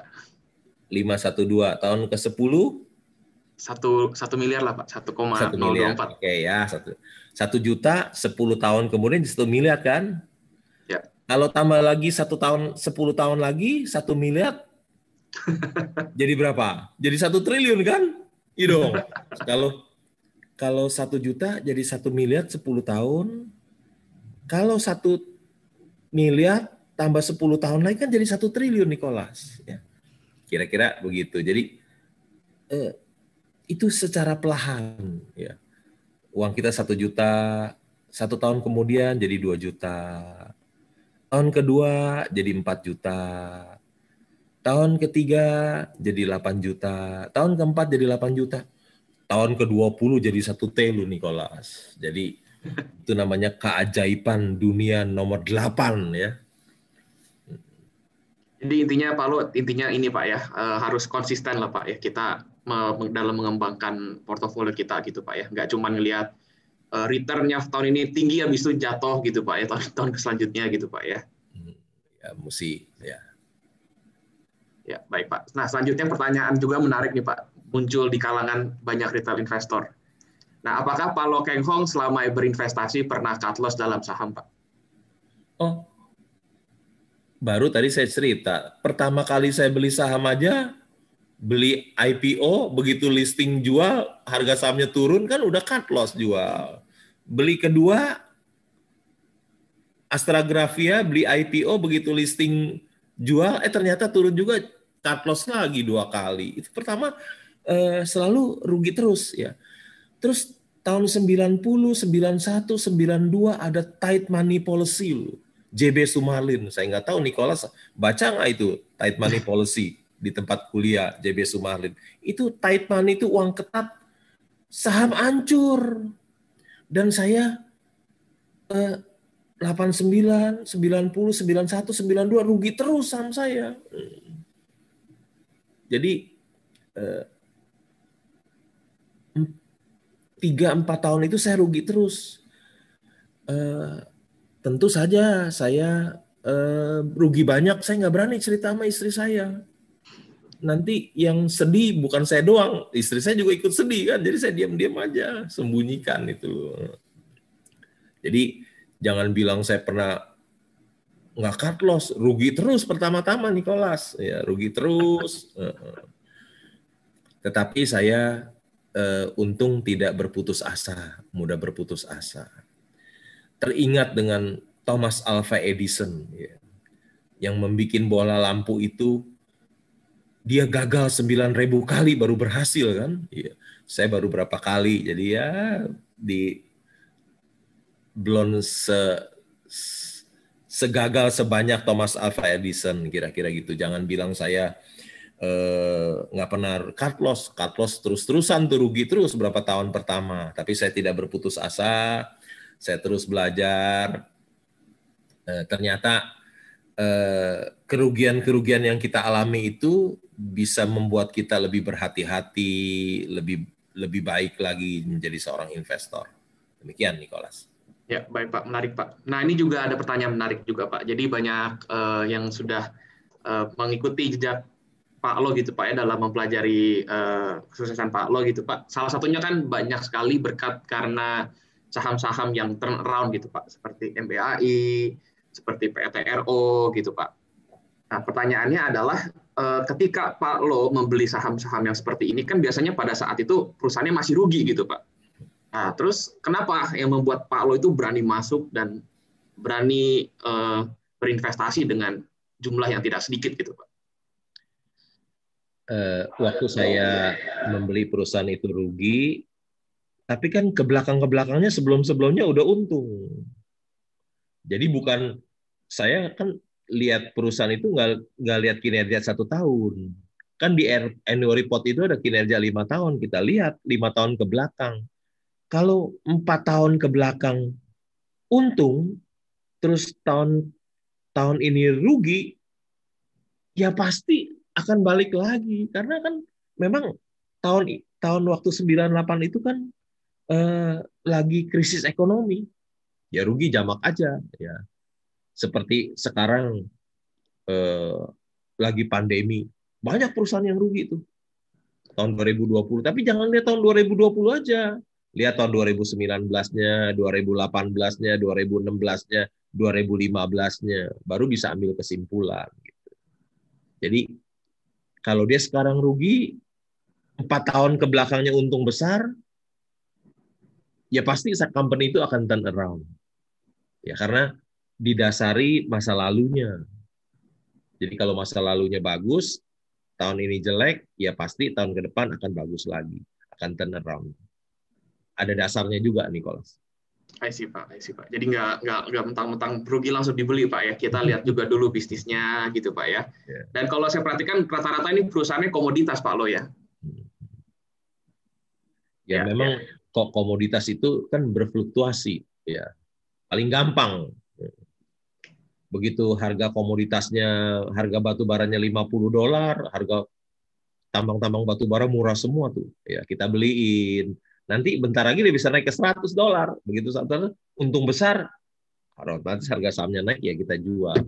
Lebih cepat bermain di komoditas turnaround-nya.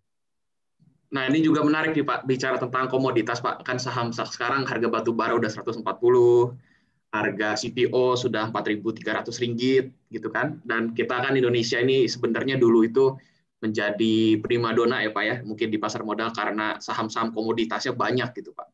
Nah, pandangan Pak Lo gitu melihat sekarang saham komoditas kok malah nggak jalan gitu Pak dibanding tahun 2016 ini gimana Pak pandangan Pak Lo? Nggak jalan. Maksudnya belum naik seperti selevel 2016 lah Pak. Itu artinya kesempatan yang bagus. Kalau dia udah jalan kan, yuk ketinggalan nggak bisa beli lagi kan. Iya. Buat saya dia nggak jalan itu kesempatan yang bagus buat kita. Berarti kita beli perusahaan yang harusnya mahal, tapi tetap di harga rendah, ya kita beli gitu. Itu kesempatan yang bagus buat kita. Kalau dia berkorelasi dengan harga komoditasnya naik, harga sahamnya naik, itu kan tinggal gigit jari aja, ketinggalan kan, nggak bisa beli lagi. Begitu, Nicholas. Menarik juga, Pak. Nah, ini juga ada pertanyaan yang menarik juga menurut saya, Pak. Ketika Pak Lo ini waktu itu dulu kan sempat jadi banker, Pak, selama waktu yang cukup lama ya, 17 tahun, Pak. Nah, itu kira-kira ada nggak sih, Pak, ilmu atau misalnya hal-hal penting gitu, Pak, dari pekerjaan Bapak yang membantu gitu, Pak, untuk sebagai investor, Pak? Oh ya, tentu saja saya bekerja di bank 17 tahun, tentu banyak pelajaran yang saya dapat. Ketika saya memberikan fasilitas kredit kepada nasabah, tentu itu juga ada analisis, ya, ada analisis. Seperti kita membeli perusahaan publik, hampir sama dengan kita memberikan fasilitas kredit seperti itu. Tentu perusahaan kita yang kita lihat kan adalah likuiditasnya, ya, solvabilitasnya maupun rentabilitasnya, kemampuan perusahaan menghasilkan labanya, pengembaliannya. Jadi ketika saya bekerja di bank bisa menjadi orang yang teratur, artinya orang yang disiplin, pagi harus kerja, tiap hari mesti masuk, pulang sore, seperti itu.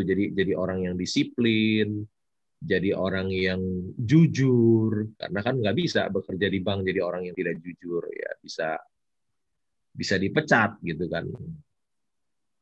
Jadi orang yang sangat hati-hati. Jadi banyak manfaatnya bekerja di bank itu buat diri saya.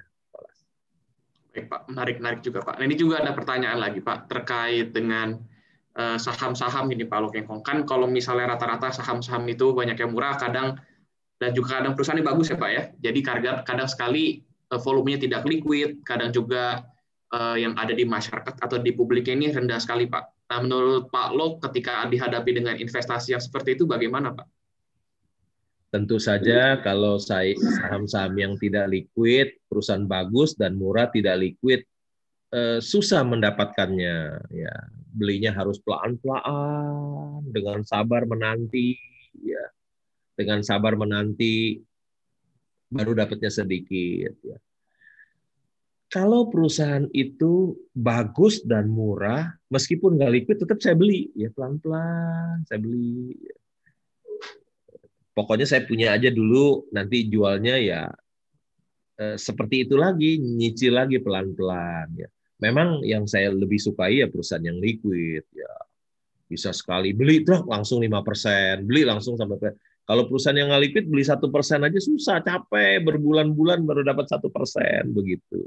Tetap saya beli. Ya, yang nggak liquid, asal dengan syarat bagus dan murah, saya tetap beli.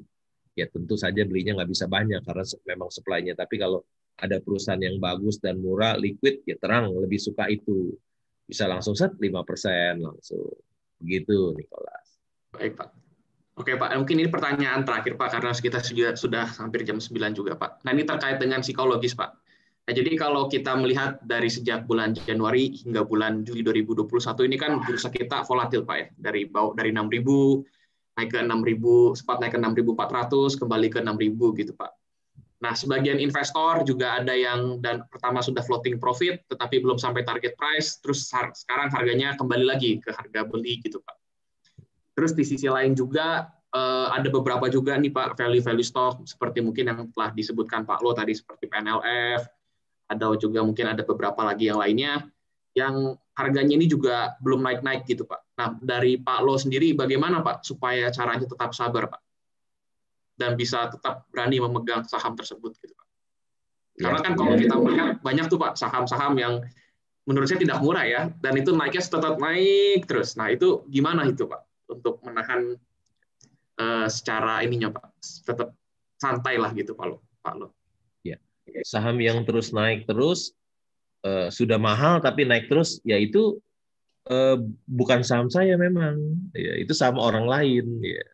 Untuk para spekulan yang membeli, ya, saham mahal yang naik terus, ya itu untuk orang lain. Tapi saya tetap konsisten memegang saham yang bagus dan murah. Ya, bagus dan murah saya tetap pegang. Karena saya punya satu keyakinan, tidak ada perusahaan yang bagus dan murah selamanya tidak naik. Gitu. Jadi saya punya satu keyakinan nih. Keyakinan dalam diri saya. Tidak ada perusahaan bagus yang murah, sahamnya nggak naik. Itu saya nggak yakin gitu loh. Jadi saya tetap yakin di mana ada satu perusahaan yang bagus dan murah, satu hari dia pasti naik. Tapi entah naiknya kapan. Ya. Jadi begitu, Nicholas. Jadi memang dari awal harus sudah yakin Pak ya sebelum membeli Pak ya. Oh iya kan udah yakin ya. Oke Pak, Lo mungkin ini pertanyaan benar-benar terakhir Pak dari saya Pak. Ini terkait dengan kalau orang bilang sekarang jurus investasi Pak. Nah kalau kita lihat Warren Buffett ini kan beliau juga bilang ada Benjamin Graham, ada stylenya, gayanya, Philip Fisher gitu Pak. Dan di dunia ini juga kita sudah lihat ada juga investor yang memang seperti Philip Fisher, seperti Peter Lynch gitu Pak Lo yang juga cukup sukses sekali. Nah pertanyaannya adalah dari Pak Lo sendiri, kenapa Pak? Why value investing? Why not growth investing? Atau mungkin seperti Charlie Munger gitu Pak, growth at reasonable price gitu Pak?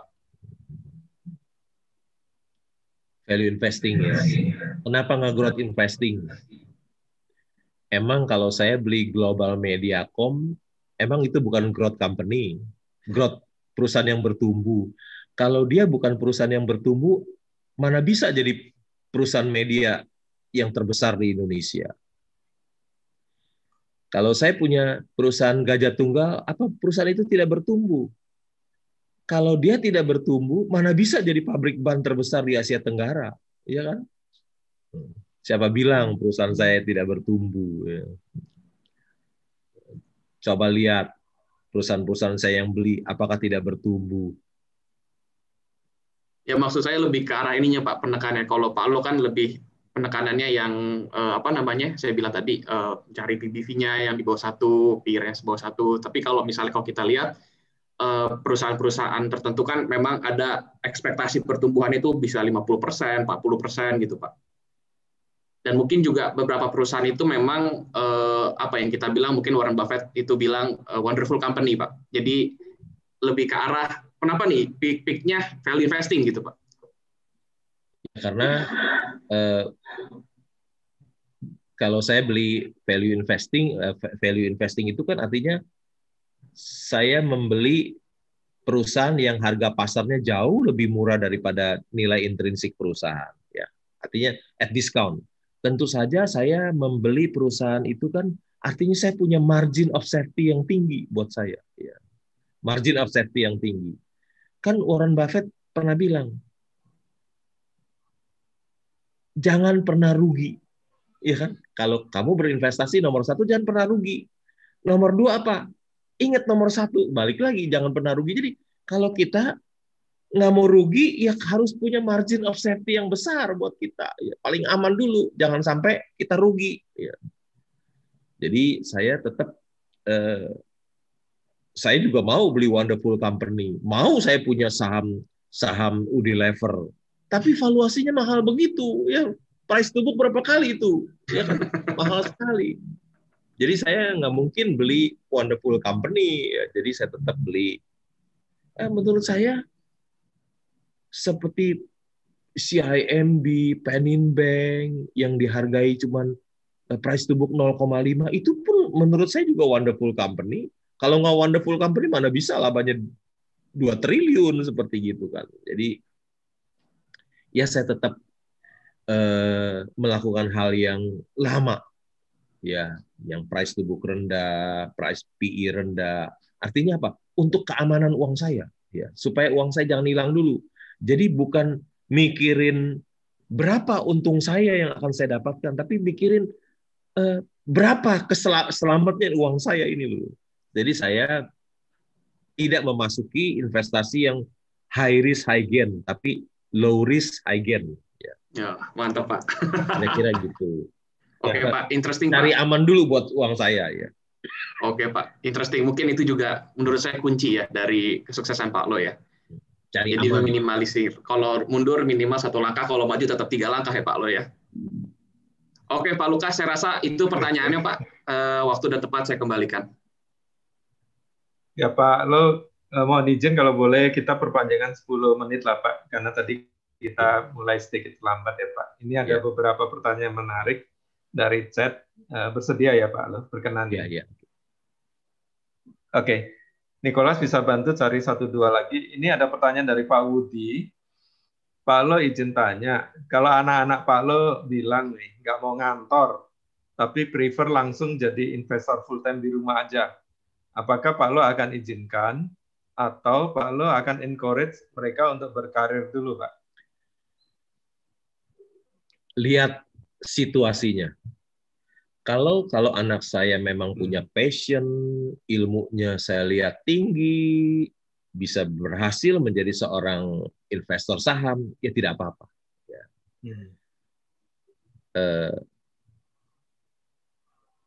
Tetapi kalau seperti putra saya, dia malah passionnya di teknologi, ya. Jadi dia bekerja di perusahaan IT, ya. Dia bekerja di perusahaan IT. Betul-betul bukan karena dilahirkan Pak Lukas, karena bapaknya kan gaptek, dia seorang yang dibentuk, ya, bukan dilahirkan. Dia bisa mendapatkan sertifikat dari Cisco data center tanpa kursus. Dia ikut ujian bisa lulus data center, jadi profesional dari Cisco. Jadi memang dia punya passion di situ, ya. Tentu saya tidak bisa memaksa, ya. Biarlah dia melakukan apa yang dia sukai, biar hidupnya tiap hari happy, ya, tiap hari happy. Karena seperti tadi saya katakan, kalau seseorang melakukan apa yang dia sukai, uang juga bisa datang menghampiri dia. Demikian, Pak Lukas. Ya, anaknya Pak Lo yang pertama senangnya bongkar komputer, anak kedua bongkar mobil, mesin mobil. Bapaknya sukanya bongkar saham ya Pak. Oke Pak, ini ada pertanyaan lagi dari Tersius ini. Bagaimana Pak Lo mengevaluasi saham yang murah, ya, yaitu tadi PPV-nya rendah, tapi tidak mengalokasikan uangnya dengan baik Pak. Misalnya nggak mau bagi dividen, numpuk di cash. Mungkin mirip-mirip kayak PNLF kali ya Pak. Ya. Bagaimana ya, saya Pak, kan punya saham PNLF, jadi pemegang saham terbesar nomor 2 ya di PNLF, induk perusahaan dari Penin Bank dan Penin Daiichi. Kalau lihat di annual report, itu saya pemegang saham terbesar nomor 2 di sana di annual report tahun 2020. Saya juga terdaftar sebagai pemegang saham nomor 3 di Klipan Finance, ya. Di atas 5%. Itu grup Penin itu pasti tidak bagi dividen. Kenapa saya tetap membeli? Karena saya bukan dividen oriented. Dia tidak beli tidak apa-apa, nggak tidak bagi dividen tidak apa-apa. Saya udah siap untuk itu.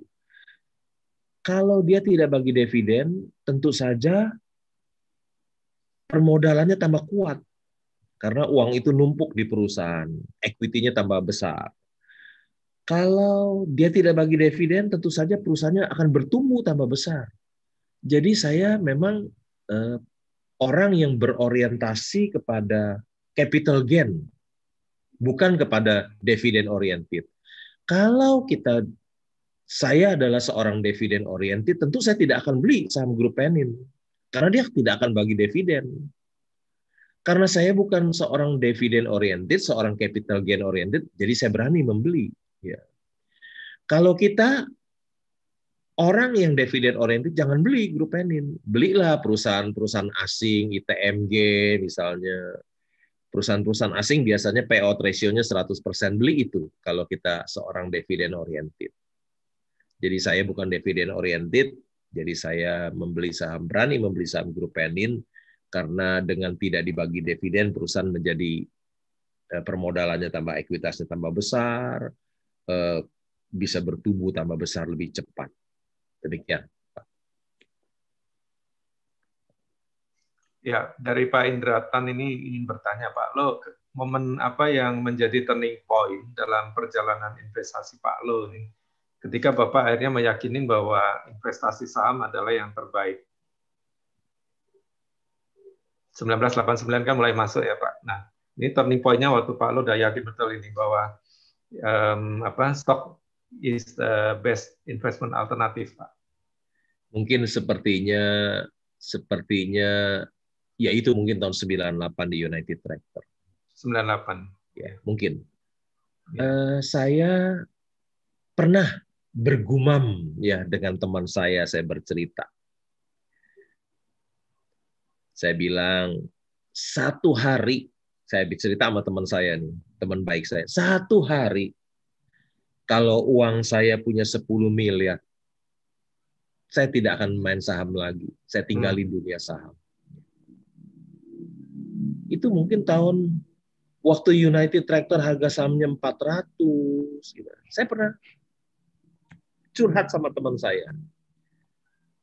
Saya bilang kalau saya satu hari saya punya uang 10 miliar, saya nggak mau main saham lagi. Saya nggak mau jadi investor saham lagi. Saya berhenti. Saya anggap itu bursa saham itu mungkin seperti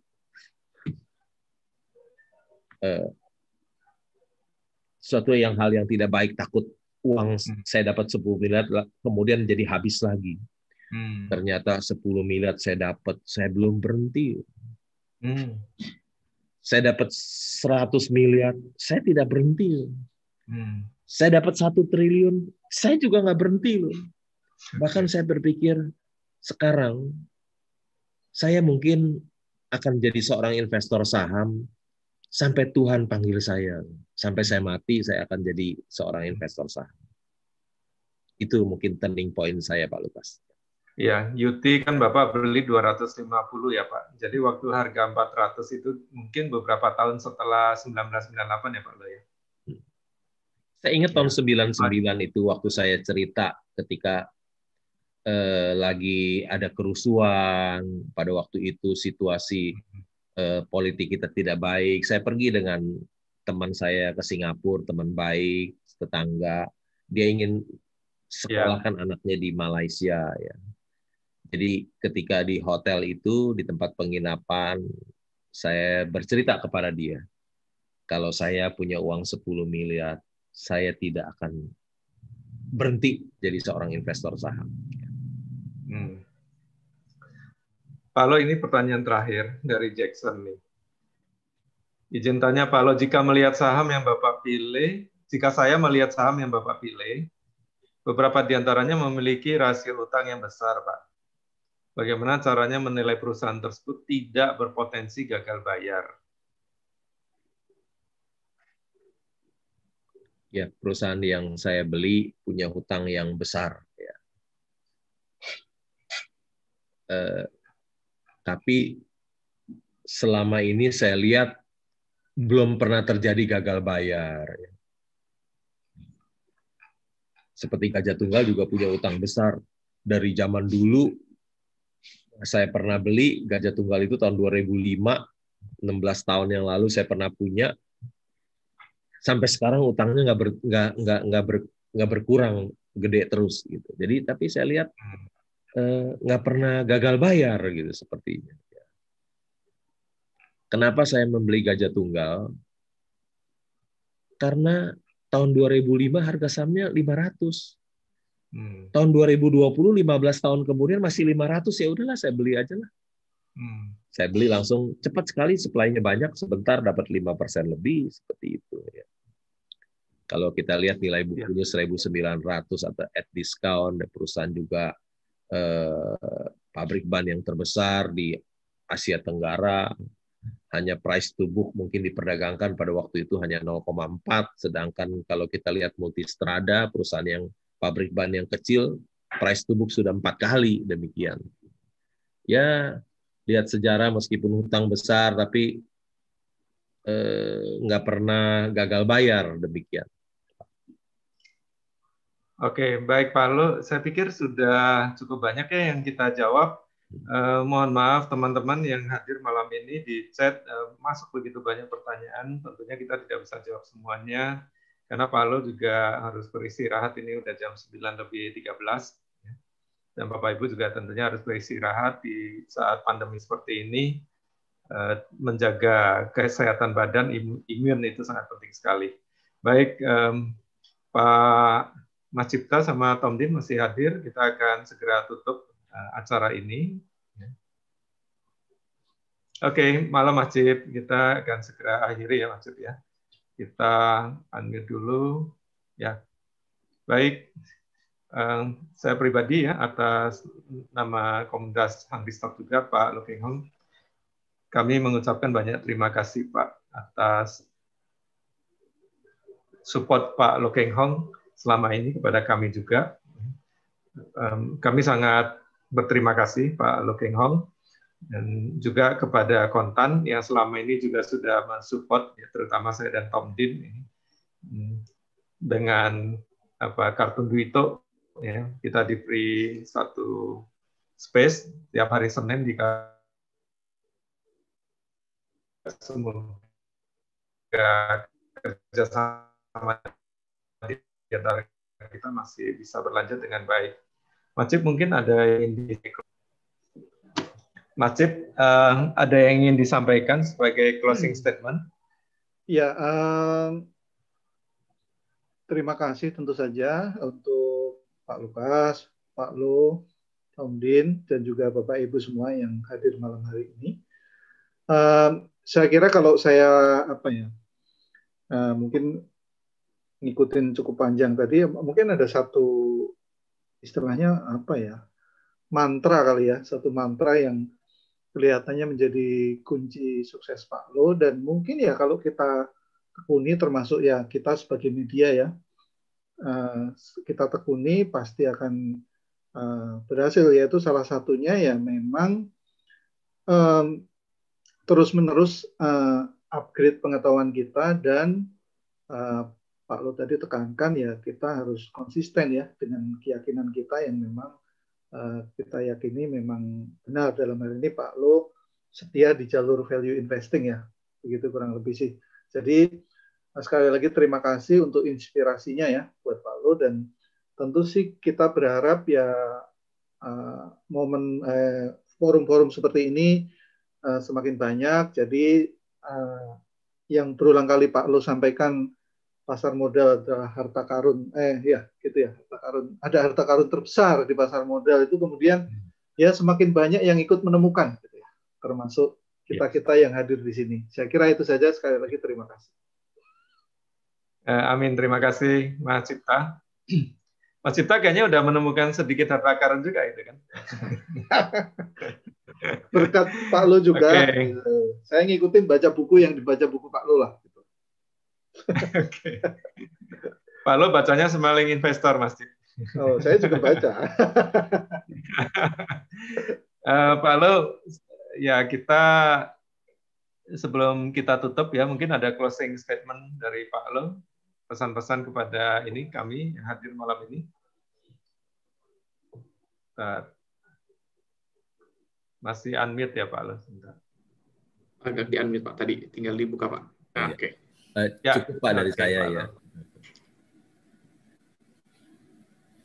Silakan Pak Lo kalau ada closing statement dari Bapak. Cukup Pak dari saya Pak. Udah banyak bicara tadi dari tadi. Oke, terima kasih. Baik, kalau begitu kita akan akhiri sesi ini. Ya, sampai jumpa di kesempatan yang akan datang. Pak Lo, jangan kapal untuk kita buatkan acara lagi, Pak. Enggak, Pak. Oke. Kan sudah diundang. Terima kasih semuanya. Sama Kontan dari 10 tahun yang lalu ya, Pak, di Jakarta Convention Center, Pak.